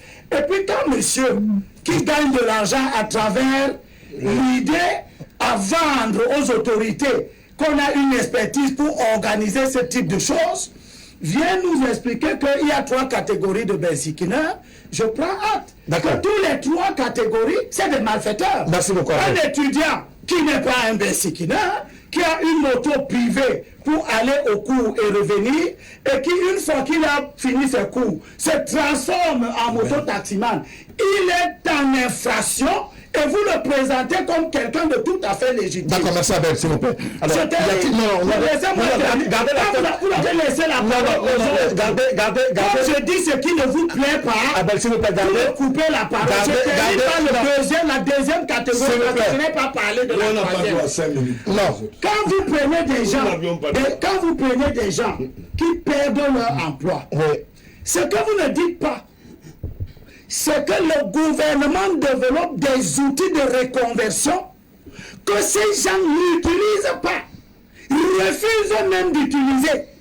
Parce qu'il y a un secteur facile d'accès où la famille, une tontine vous donne 200 000, 300 000, vous allez vous acheter une moto, évidemment, puisque vous n'allez pas payer un vous n'allez rien payer pour commencer votre activité, vous trouvez que c'est plus facile de démarrer que l'État qui vous donne 500 000 ou 1 million de francs à travers le PAGER U et n'importe quel autre programme d'insertion pour développer votre plantation qui est justement ce qui a construit ce pays. Finalement, donc, la gangrène, c'est le mototaxi, le mototaximan, le secteur qu'il ne doit pas, qu'il faut supprimer. C'est le point de vue d'Abel Elibi Lobet.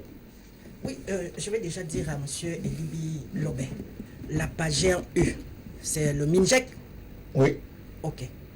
J'ai été reçu plusieurs fois par le directeur de la PAGER U. Peut-être vous avez un créneau spécial pour permettre aux gens d'obtenir ces moyens. Mais nous, on n'a jamais eu. On n'a jamais reçu. Donc ça ne fonctionne pas. On n'a jamais rien. Peut-être que vous avez un créneau. Vous avez peut-être un créneau, monsieur Elibi Lobet. Je m'adresse à vous. Je m'adresse à vous. Vous avez peut-être un créneau. Moi, je ne suis pas demandeur de crédit. Voilà. Mais je sais que ces outils dans mon pays et qu'ils fonctionnent. Vous dites que je gagne de l'argent, je vends le Vouri, l'Onfundi, l'Océan, le Djaelobo et à Tchan. Depuis juin 2010, oui, je suis à plus de 120 millions, mes propres frais. Depuis juin 2018, non, laissez, je suis Camerounais. Oui, mais c'est ce qu'on vous demande. Je dis depuis juin 2018. S'il vous plaît, s'il vous plaît. Depuis juin 2018. Oui, cet argent, c'est la toute première fois. Vous avez sorti ça, monsieur Elibi, la toute première fois où je reçois une contribution, un appui, c'est monsieur le maire de la ville de Douala qui a permis de payer partiellement la formation de 532 mototaxis pour l'obtention des permis de conduire. Et c'est à vous qui l'a donné ça? Bien entendu. C'est vous qui formez les mototaxis. Je coordonne. Vous permettez? Vous coordonnez. Les gens vont à l'auto-école. Les gens vont à l'auto-école. Les gens vont à l'auto-école. C'est vous qui les envoyez à l'auto-école. Pour aller à l'auto-école, on a besoin de vous. Pour aller se faire former. Mais non, c'est bien que Monsieur Elibi Lobet. Les gens vont à l'auto-école en passant par vous. Monsieur Elibi Lobet. Restez tranquille. Est-ce que vous ne me posez pas la question de savoir pourquoi je suis promoteur d'un projet comme celui-là? Non. Je vous pose cette question. Pourquoi? Vous êtes libre d'être promoteur ce que vous voulez. De ce que je veux. Je vous avez parlé tout à l'heure du PAGER U. Oui. Je vous dis donc le maire de la ville de Douala, le maire de la ville de Douala, qui est le patron de cette ville de Douala, a le droit, et je vous dis d'abord, le maire a subventionné la production de 1000 chasubles d'identification en novembre 2020. Oui, mais où est votre problème là-dedans? Vous faites quoi là-dedans? Je suis de la société civile, Ah non. initiateur d'un projet Qui est citoyen, votre projet, c'est déjà qui formé les encadre, qui aide les pouvoirs publics à fait assainir quoi? ce secteur. dit Pour donc, vous, monsieur Limbi Lobé, il faut rayer cette activité. Mon cher, les millions de conducteurs qui conduisent depuis la nuit des temps se lèvent, ils vont à l'auto-école. Ils sortent de là avec leur permis de conduire. Ils n'ont jamais eu de permis. Monsieur Limbi Lobé. Le tout n'est pas d'avancer un chiffre de 500 ou 600 Si le maire de la ville vous a donné de l'argent pour aider à former les bensikineurs, je vais lui dire demain, et il m'écoute, monsieur le maire, vous jetez l'argent par la fenêtre. Parce que pour apprendre à conduire, c'est même un détournement des derniers publics. C'est un détournement des derniers publics. un point, un trait, Monsieur et les auto-écoles existent.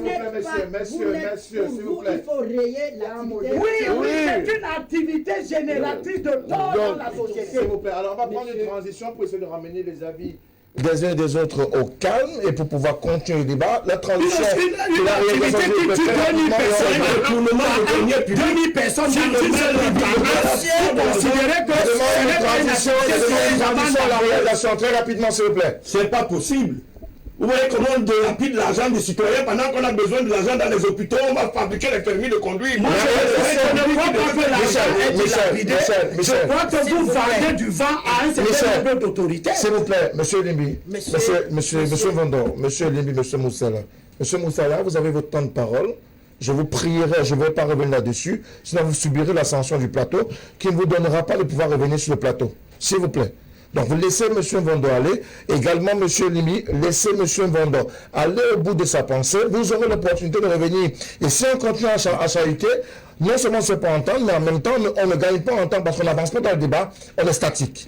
Merci beaucoup. M. Vondor, allez-y. Ok, je voulais dire à M. Elimbi Lobé, parce que je suis un peu gêné, parce que j'ai en face de moi quelqu'un qui, pour lui, il faut rayer cette activité. Ça ne doit pas C'est son point de vue. Ça, c'est son point de vue. Mais la question que je lui pose, qu'est-ce qu'il a proposé pour ces millions de Camerounais qui exercent dans cette activité? J'attends toujours la solution. Je dis, il faut regarder le problème à la base. Pourquoi aujourd'hui les mototaxis refusent de faire les permis de conduire? Je croyais qu'on allait me poser cette question. Donc, après cette question, monsieur. Maintenant, à l'époque, le permis de conduire coûtait 45 000 francs. Permis de conduire catégorie A. 45 000 francs. Les sessions d'examen de permis A, c'est-à-dire on avait des sessions d'examen couplées, permis A et permis B. Lorsque tu participais à un examen de permis A, tu attendais 6 mois pour avoir un permis. Et il y a eu des fonctionnaires véreux de notre administration qui se sont assis sur ce processus pour arnaquer les mototaxis. J'ai dit certains fonctionnaires véreux en complicité avec certains syndicalistes pour arnaquer les mototaxis. J'en reçois tous les jours. Maintenant, quand un mototaximan a donné son argent une fois, le permis ne sort pas. 2 fois, il ne sort pas. Il dit, bon, ok, face à un contrôle, je vais me défendre. C'est de ça qu'il est question. Ils donnent l'argent à qui? S'il vous plaît, monsieur. Monsieur, vraiment, je vous respecte. Je vous respecte. Il donne l'argent aux formateurs. L'auto-école. C'est l'auto-école qui a qualité. L'auto-école, c'est l'auto-école qui forme. C'est l'auto-école qui suscite l'examen. Parce que c'est l'auto-école qui présente le candidat. C'est l'auto-école qui présente le candidat. Oui. Donc c'est à l'auto-école que le mototaximan verse son argent. C'est de ça qu'il est question. Maintenant, j'étais en train d'évoluer. Lorsqu'il le fait 1 fois, 2 fois, il ne reçoit pas son permis de conduire. Il dit, bon, ok, je vais me défendre. Face à un contrôle, je vais me défendre. C'est de ça qu'il est question. Et je dis, depuis juin 2018, dans la ville de Douala, j'ai commencé avec la sensibilisation. Je suis allé dans tous les carrefours.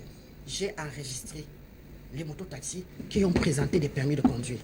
Sur 21 000 francs, les frais d'inscription étaient de 500 francs. Tu t'inscris avec 500 francs, je fais tout. Ton permis sort. Lorsque ton permis est sorti, tu viens retirer. Parce qu'il fallait gagner leur confiance. Ils étaient réticents. On nous a arnaqués. On ne veut plus. On ne veut plus. Et c'est pour cela que j'ai dit, j'ai mis de mes propres moyens pour y parvenir. Aujourd'hui, à Douala, j'ai déjà permis à plus de 6 000 mototaxis d'avoir des permis de conduire depuis juin 2018. Le permis de conduire étant de 21 000. Vous êtes libre de faire les calculs, sans compter tout ce qu'on a mis autour, le personnel qui travaille. Alors, le maire de la ville a validé cette initiative citoyenne qui vise à identifier les mototaxis. Et c'est la raison pour laquelle, en tant que maire de la ville, il s'est décidé d'appuyer financièrement cette initiative depuis août 2018. Il y a un partenariat entre la plateforme des mototaxis du département du Jouri et la mairie de la ville de Douala et le projet Moto Afrique que je représente. Donc, moi je continue à dire, je continue à croire que ce secteur est viable. Assaini. Ce secteur est viable. D'accord. Alors, Youf, oui. Le secteur est-il véritablement viable ou pas? Le secteur est viable, mais comme nous l'avons dit, il s'agit ici de l'organiser. Qu'est-ce que vous mettez dans organiser? Non, l'organiser, c'est-à-dire que ça devient un secteur d'activité qui permet aux uns aux autres. N'oublions pas aussi une chose, les usagers qui empruntent la moto trouvent la moto à utilité publique également et très pratique. Mais ici, nous avons une préoccupation. Lorsqu'on évoque par exemple les chiffres en ce qui concerne les accidents, c'est une réalité. Et souvenez-vous qu'on a appliqué ici le port du casque. À l'époque, on faisait des contrôles exigeant à un mototaximan d'avoir 2 casques. Un pour son passager et un pour lui-même, le conducteur. Tout de suite, on a eu le couplage de la vente des motos avec le casque offert directement. Ça marchait. Mais le problème au niveau du casque du passager s'est posé en ce qui concerne les conditions d'ordre sanitaire. Les uns et les autres trouvaient que je viens porter le casque de celui qui transpirait beaucoup tout à l'heure et moi aussi je vais venir transpirer. C'est même peut-être un vecteur conducteur de maladie. Le problème s'est posé. Alors, il a été évoqué ici la responsabilité du passager, celui qui emprunte la moto, de pouvoir avoir son propre casque lorsqu'il voudrait emprunter une moto. Nous, les citoyens, on ne s'est pas conformés à cette règle, premièrement. Et deuxièmement, les uns et les autres ont évoqué qu'il faisait trop chaud. Et que le casque apportait plus de chaleur, surtout dans la ville de Douala. Mais on est étonné de constater que ceux qui évoquaient l'idée de la chaleur, c'est ceux-là qui sont les victimes des accidents. Parce que bon nombre de ces statistiques en ce qui concerne les accidents sont évitables lorsqu'on y a le port du casque. Parce que l'essentiel de ces chocs sont sur le plan cérébral. Ceci étant dit, je vais tout simplement dire que ce n'est pas parce que le secteur d'activité des mototaxis existe que les autres projets ne fonctionnent pas. Et je vais par exemple évoquer le président de la République lors de son adresse à la jeunesse le 10 février 2021 dernièrement. Il a donné des données statistiques de financement des projets pour les jeunes en ce qui concerne le plan triennal.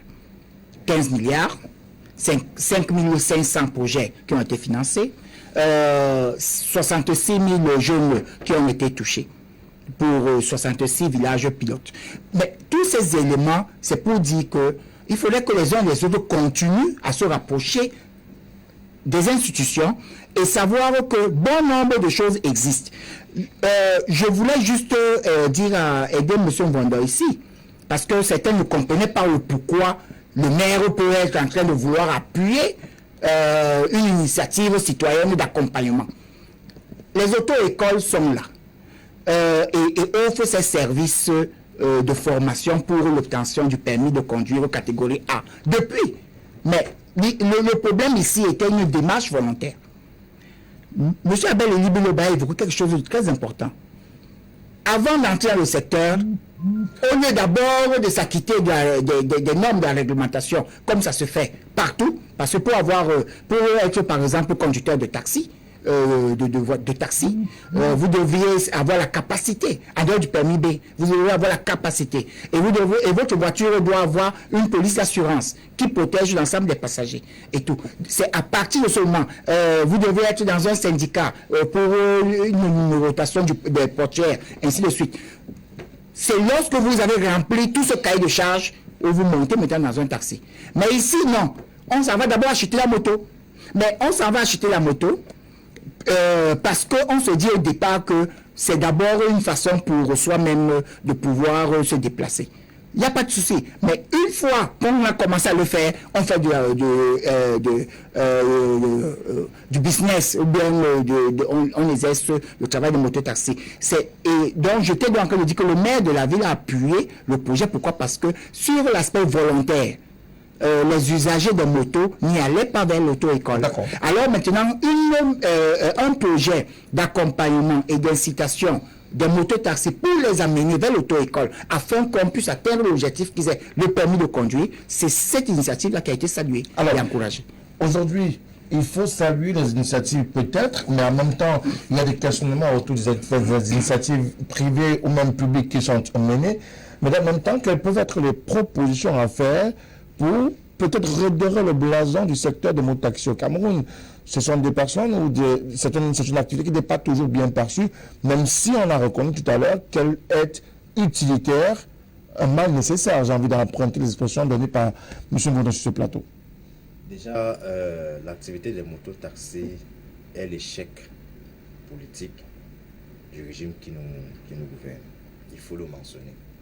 Parce que ce qui nous a semblé être commun, et nous avons été unanimes, même le président du syndicat des mototaxis a reconnu qu'en fait c'est un métier où il y a plusieurs brebis galeuses. En réalité, nous avons eu les chiffres 60%, 25%.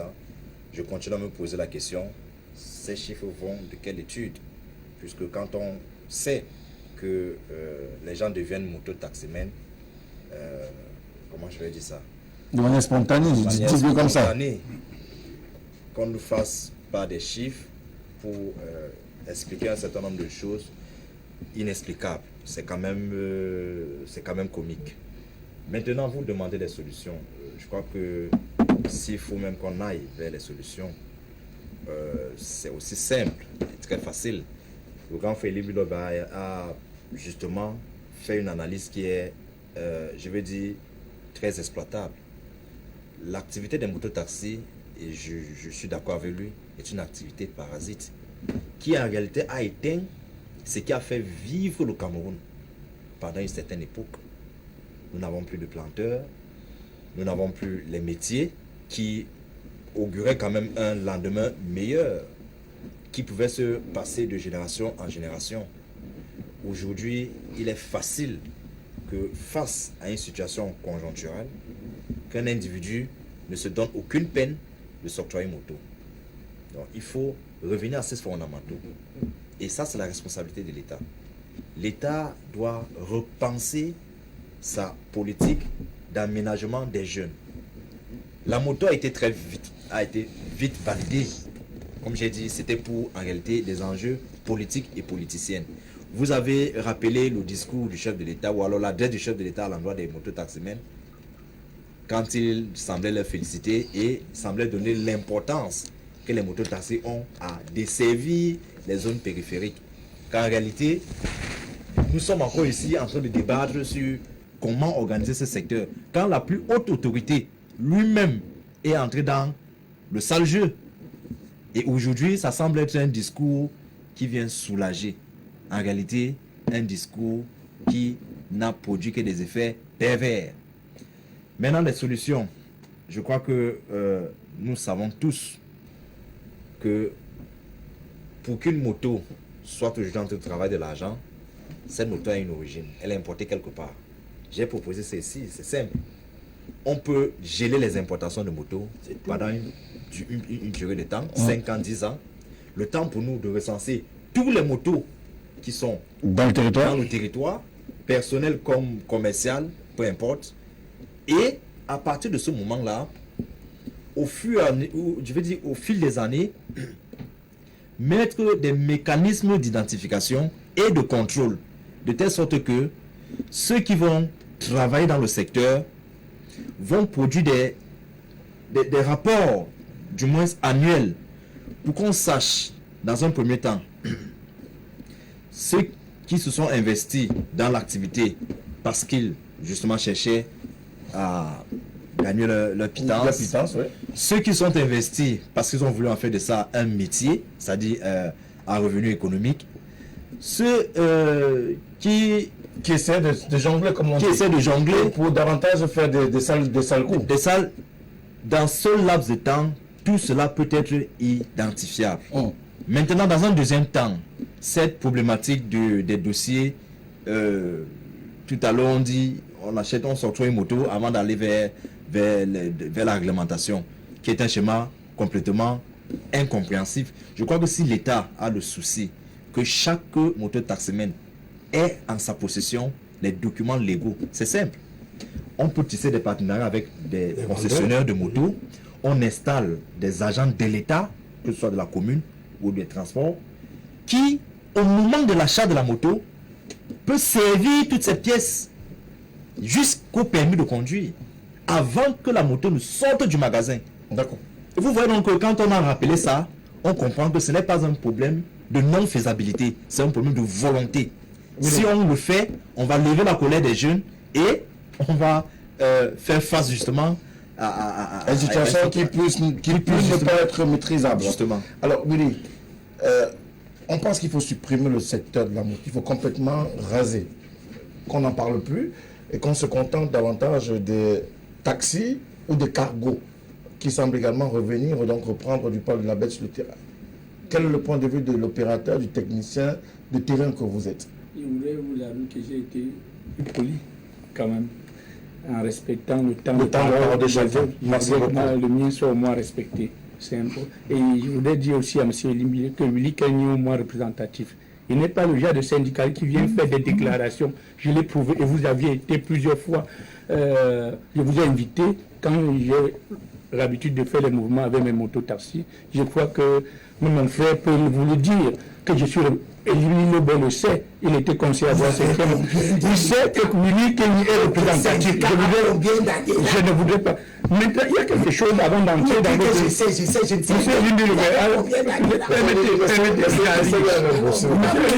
Moi, je ne sais pas. Si je devais faire la politique comme vous, au moins, je peux vous dépasser en termes de personnes. Je peux vous dépasser en termes de personnes. Monsieur Moussela vient de faire des déclarations sur votre plateau, monsieur Moutomé. Très, très grave. Et je ne peux pas m'empêcher de ne pas dire la vérité au peuple camerounais. Il a dit que nous avions, en un an, au courant de l'année 2020, on a eu dans la ville de Douala plus de 3000 cas d'accidents et 2000 morts, 2000 décès. 200 des motos. Ça, c'est ses déclarations. Lui, en tant que journaliste, je voudrais savoir là où il puise ses sources. Ça, c'est un fait. Même le ministre des Transports, même le préfet du Vouri, même les acteurs n'ont pas ces chiffres. C'est un crime. Ça, c'est des gens qui s'attaquent, instrumentalisent et disent des choses qui ne sont pas, qui n'honorent pas la République. Et je ne peux pas accepter ça. Parce qu'il faut le relever que depuis au moins en 2016, les cas d'accidents de moto ont diminué dans la ville de Douala. Le fait d'avoir à notre possession plusieurs possibilités, des mutuelles que nous avions mis sur pied pour favoriser les prises en charge, ou je veux dire qu'on appelle la prise en charge au niveau des motos-taxis. Quand vous aviez les partenaires comme Projet Moto Afrique qui sont venus, qui est arrivé, donner pas mal d'opportunités et de solutions, et il faut le dire, parce que vous aviez été présent, quand nous avions lancé l'opération avec la Légion de gendarmerie, le gouverneur est venu remettre plus de 2000 permis. Vous aviez été témoin. Vous avez été témoin quand le projet moto est arrivé. Nous avons fait les permis, on vous a conviés. Aujourd'hui, on a plus de 6 000 à 7 000. Mais sauf que les 7 000 ne représentent pas la masse critique dont nous recherchons. Parce qu'on a presque 500 000 personnes dans la ville de Douala qui exercent dans nos secteurs d'activité. Et l'objectif étant de faire quoi? Parce que M. Moussala et M. Limber, vous nous prouver que l'engagement, ou bien l'engagement que le maire de la ville a pris et le préfet du Vouri de pouvoir encadrer ce secteur, c'est un élément ou un facteur à jeter dans la boue et à supprimer ce secteur.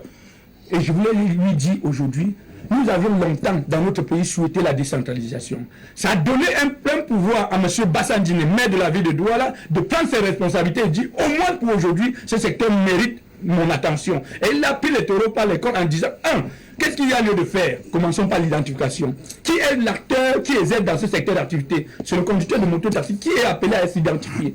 Et pour être identifié, qu'est-ce qu'il fallait faire? Il fallait que d'abord le maire puisse réunir autour de la table tous les acteurs de ce secteur d'activité pour qu'on parle d'une même voix. À partir de ce moment, il a fait appel à un partenaire, Projet Moto Afrique, qui vient dans l'optique de la formation. Parce que c'est que M. Elibi veut nous faire croire, c'est que si réellement il y a eu des cas d'accident, de la même manière que vous décrivez, ça veut dire que ça mérite l'attention, ça mérite la formation.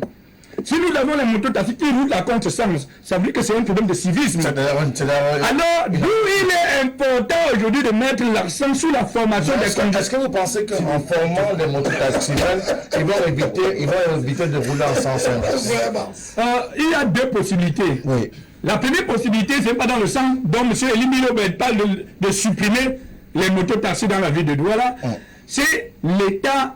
L'ordre doit régner par tous les moyens. Parce qu'à partir du moment où le préfet est en train de prendre des mesures pour que chaque individu, d'où il sort, d'où il vient, désormais dans la ville de Douala pour rouler, doit respecter le code de la route. Ça veut dire que le désordre urbain, le maire de la ville peut prendre des dispositions pour que les points de chargement soient quand même établis dans tous les grands axes dans le fourri. Ça fera en sorte que nous devions pouvoir les motos garer n'importe où en Dokoti, au rond-point un peu de partout. Nous devions pouvoir les motos-taxis rouler à contre-sens. Nous devions avoir dans notre jargon un moto-taxi quand il pose un acte, il assume parce qu'il est identifié, il a toutes les références. Et c'est ça que nous avons recherché depuis un certain temps. Et nous voulons dire que nous sommes d'accord. Monsieur le père, quand vous aviez parlé tout à l'heure. Ça fait 7 minutes. Non, quand vous aviez parlé. Alors, dans le passé, les brebis galeux, ils ne sont pas seulement dans le secteur moto, ils sont même dans le système politique qui, non seulement qui nous encadre.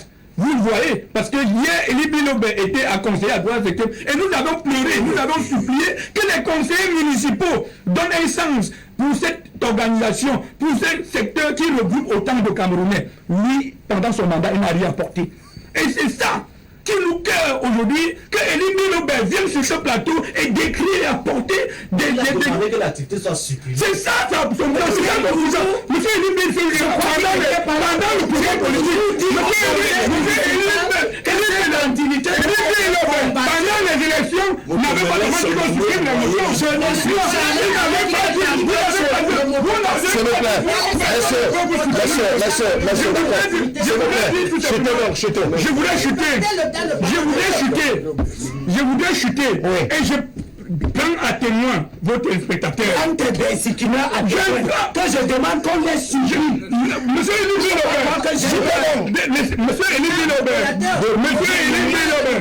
Monsieur Moutomo, nous sommes aujourd'hui sur votre plateau. Oui. Ce que je tiens comme propos, je rassure Monsieur Elibi Nubé, qui sera tellement surpris de voir ce secteur être organisé. Merci beaucoup. Parce que c'est un défi pour nous et nous avions tenu ce pari-là avec les autorités de la ville de Douala.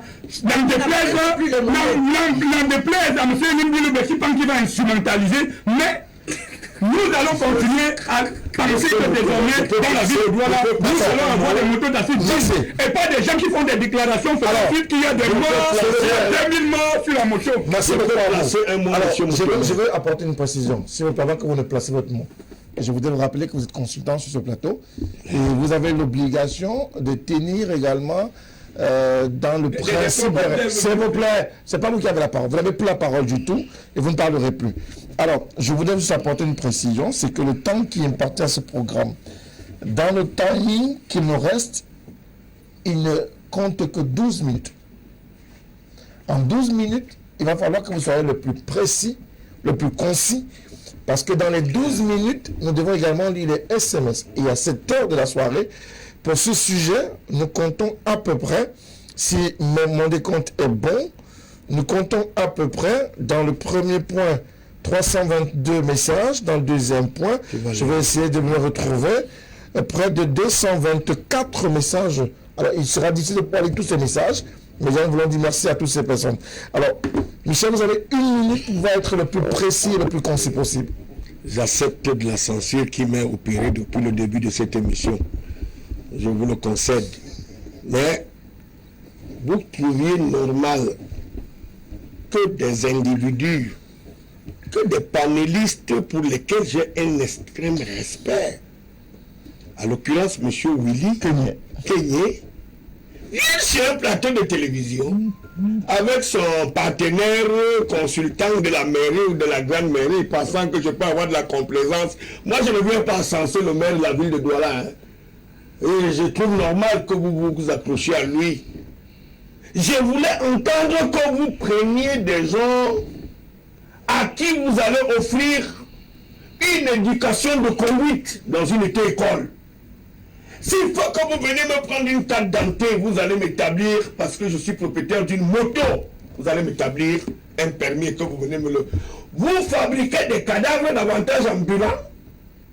Michel, proposition. Donc, je trouve ça extrêmement dangereux quand quelqu'un vient faire l'autoglorification de fabriquer 700 Proposition. permis, on a donné 700 permis et on a remis de l'argent. Proposition. Je vais dire, M. Mbassa, que c'est un détournement des derniers publics, l'argent qui a une activité, même s'il appartient à une ONG, il faut que ce soit justifié. Ça se peut aller fabriquer. Il y a des auto-écoles qui doivent encaisser réglementairement les gens qui veulent se former. Votre proposition, Michel. Ma proposition, oui. Cette histoire de Ben Sekiner, on sait d'où ils viennent. Que chacun regagne le lieu où il est venu pour venir conduire la moto à Douala, que chacun aille se battre d'où ils viennent. D'accord, merci beaucoup à vous. Ce n'est pas le hasard, personne ne s'est retrouvé ici au hasard. Merci beaucoup. Ceux qui se sont retrouvés au hasard, c'est les Tchadiens, les Centrafricains qui équiment les rues avec les motos. Merci Michel. Proposition, on sort du programme. Oui. Il faut faire quelque chose pour les états de moto ou alors il faut simplement le supprimer? Non, il faut continuer à encourager et à consolider le cadre de concertation qui est mis sur pied. Et nous saluons l'ouverture des autorités des grandes villes, parce que ça s'est fait à Yaoundé. Aujourd'hui, c'est la ville de Douala, avec également le maire de la ville de Douala et le préfet du Voré, qui sont en train de... parce que déjà, être capable de rassembler tous ceux qui sont représentatifs de ce secteur-là, c'est déjà un exploit. Ça voudrait dire qu'on doit continuer à les encourager. Et de là, maintenant, moi, j'en appelle ici au civisme. Parce que si vous avez observé l'embouteillage qu'il y a en deux côtés, c'est beaucoup plus l'incivisme des mototaximans que le problème même de l'organisation du secteur. Donc, ce qui voudrait dire que les uns et les autres doivent savoir qu'ils sont responsables d'un certain nombre de choses et doivent respecter la réglementation et le fonctionnement nécessaire. Alors, doit-on compter avec les Bensikina dans ce processus qui est mis en branle par le gouvernement de la République depuis 2008, même si ce processus compte des années, mais sans véritable résultat? Les Bensikina, c'est qui? Non, c'est... C'est vous, c'est moi, c'est votre frère. C'est aberrant, justement, parce que ça démontre l'échec d'un régime. Je crois que le gouvernement doit passer aux aveux et comprendre que une activité comme celle-là ne peut pas construire un Cameroun de demain. Il faudrait mieux créer des emplois.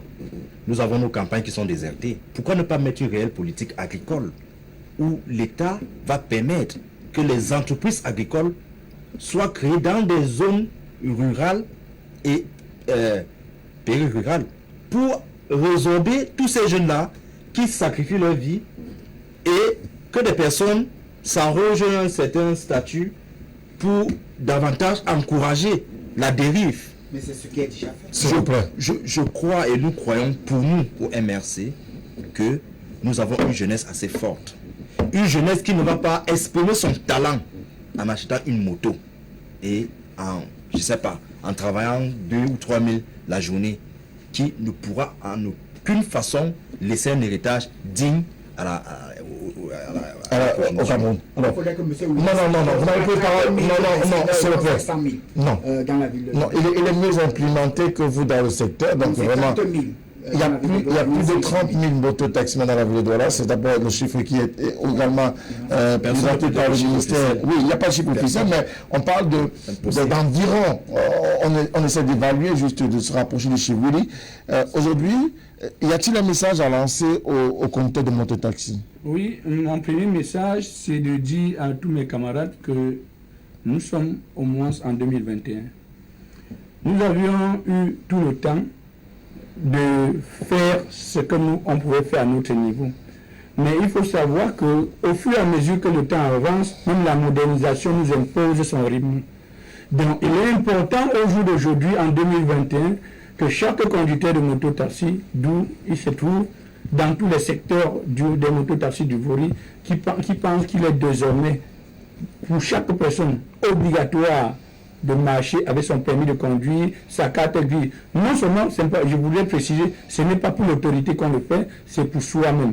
Et moi, je voudrais dire, à travers les propos des hommes politiques, ou bien des personnes que nous travaillons, que les motos-taxis ne prennent pas ça en compte, que la moto, c'est une possibilité pour devenir, même si les gens pensent qu'on peut donner l'emploi, et je n'ai jamais vu dans aucun pays au monde, un pays, même les États-Unis n'ont jamais donné l'emploi à toute la population. Donc, je pense qu'il faut déjà désormais savoir que le secteur moto fait partie de l'informel et le secteur informel relève l'économie. Nous contribuons et nous allons continuer à nous y atteler pour que notre secteur devienne aussi formel et peut-être devenir ici un jour comme le Rwanda. Et n'en déplaise aux gens comme les M. Limbi et les ministres. Vraiment, je ne veux pas travailler dans cette querelle, s'il vous plaît. Alors, l'objectif, s'il vous plaît, monsieur, l'objectif est d'avoir un secteur organisé comme le Rwanda, où c'est d'ailleurs un exemple. Est-ce que cet exemple peut être imaginé, pensé, vécu même au Cameroun? J'ai été au Togo, en Afrique de l'Ouest. J'ai vu comment ça se passe de ce côté. Donc avant d'avancer, je voudrais que mon grand frère, M. Elimbi Lobé, M. Michel et mon voisin de gauche et toute leur famille n'empruntent plus la moto. Non, vous ne pouvez pas emprunter la moto. C'est leur droit de pouvoir prendre... Ça, c'est pourquoi je suis... soit éradiqué. Il faut leur qu'ils n'empruntent plus. Il faut qu'ils n'empruntent plus de moto. On ne refait pas de c'est mon point de vue. Ça, c'est d'un. De deux, je veux dire à monsieur... S'il vous plaît. À monsieur Elimbi, à monsieur Michel et mon voisin de gauche, que l'État, c'est eux, c'est nous, c'est vous, c'est nous tous. Qu'on n'attende pas seulement que ce soit le gouvernement qui fasse ci, qu'ils apportent des propositions, qu'ils fassent des propositions, qu'ils implémentent des choses qui peuvent venir résorber cette situation, qu'ils disent au lieu de faire ci, moi je propose ça, et dès demain, faisons ci, faisons ça, que de venir devant les plateaux dire des choses qui ne permettent pas aux Camerounais d'avancer. Je vous remercie. Merci beaucoup à vous. Abel, on continue avec vous. Mais ce qui est important, c'est que des acteurs comme ceci ne servent à rien. Ils servent absolument à rien. Ils disent qu'ils forment, les auto-écoles existent pour former les gens pour conduire. Je demande qu'on ne sorte pas du formel pour aller faire de l'informel. L'État n'a pas à faire de l'informel. C'est l'État qui a créé les auto-écoles. Leur mission, c'est d'apprendre aux gens à se comporter sur la voie publique et à utiliser les engins roulants. Personne d'autre n'a cette mission et elle n'a pas besoin d'une interface de quelqu'un d'autre qui vient se mettre là au milieu pour dire que je peux apprendre les gens dans les carrefours. J'ai entendu ce monsieur dire que... S'il vous plaît, j'ai entendu ce monsieur dire que... On lui Michel. J'ai entendu ce monsieur dire que lui, il prend l'argent et il rapporte les permis. Moi, ce que je sais de ce pays, c'est que le permis de conduire est un examen organisé par le ministère des Transports, pas par les autorités. Et le ministère des Transports, c'est lui qui délivre les permis de conduire. Et qui les délivre dans ses services. Si aujourd'hui, vous nous apprenez en Mondial Vision, devant le ministre des Transports, que c'est vous qui délivrez les permis de conduire en allant prendre l'argent et en payant à gauche, à droite, il a entendu jusqu'à quel point vous participez à la déréglementation du secteur du transport. Dernière chose, Monsieur Willy, on ne vient pas à la télévision pour chercher à vous plaire. Enlevez ça de vos têtes. On vient à la télévision vous dire la vérité qu'il y a. Et la vérité qu'il y a, c'est que vous-même, vous considérez votre secteur comme étant un secteur informel. Ça veut dire que vous êtes depuis très longtemps dans une activité de déconstruction de notre pays. Le Maroc n'a pas de moto-taxi. Il se porte bien. Il est peuplé comme nous. La Côte d'Ivoire n'a pas de moto-taxi. Le Sénégal... Monsieur Limbe, vous n'étiez pas en Côte d'Ivoire. Ne dites pas qu'en Côte d'Ivoire, il n'y a pas de moto. Vous m'avez coupé encore. Vous ne connaissez pas. Il ne connaît pas la Côte d'Ivoire. Il n'a jamais été en Côte d'Ivoire. En Côte d'Ivoire, il y a des motos. Plus de 15 ans. Quand je vais dans le pays, je viens vous dire. Il y a les motos en Côte d'Ivoire. Quand vous avez une petite barbiche, vous venez de naître. Quand je voyage, je viens vous dire. Oui. Bon, j'ai donc vécu en Côte d'Ivoire, j'ai vécu au Sénégal, j'ai parcouru l'Afrique de l'Ouest. Il y a beaucoup de pays en Afrique de l'Ouest qui n'ont pas de moto. Et en l'occurrence, en Côte d'Ivoire, peut-être que c'est arrivé quand je suis parti. J'ai vécu 10 ans, j'ai fait mes études au Sénégal, il n'y a pas de moto-taxi là-bas. Et donc, qu'est-ce qu'il faut donc comprendre? Il n'y a pas de moto-taxi au Gabon. Il y a beaucoup de pays africains qui se passent de ça. Dernière chose, je demande au gouvernement de valoriser les outils qu'il a déjà mis. Le gouvernement n'a mis aucune école de formation des mototaxis. Il y en a. Laquelle? Il y en a. Si je viens parler comme ça... Donnez-moi le nom de l'école nationale de formation. Je continue. Gardez vos histoires qui ne servent absolument à rien. Le gouvernement crée des établissements agricoles, des CETIC, des SAR. Le gouvernement met à la disposition de la jeunesse un certain nombre d'outils de financement qui sont d'ailleurs nombreux. Le PAGEU, le PIAZI et bien d'autres. Le plan triennal. Moi, j'estime que quand il a fait ces choses-là, il doit œuvrer pour que ce soit ça la voie. Et non la multiplication des voies parallèles qui servent des causes que personne, qui sont d'ailleurs des causes anti-gouvernementales. Parce que vous ne pouvez pas avoir mis autant de moyens pour que les jeunes trouvent de l'emploi dans le secteur agricole qui, de façon indéniable, contribue à la construction de notre nation. Et puis après, vous laissez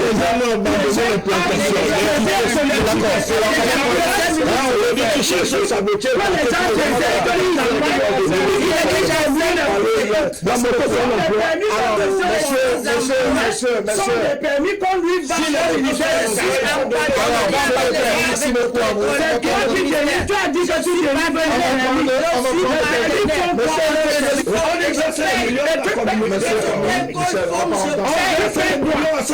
attention assez particulière. Merci. On va pas laisser qu'on conclue l'émission.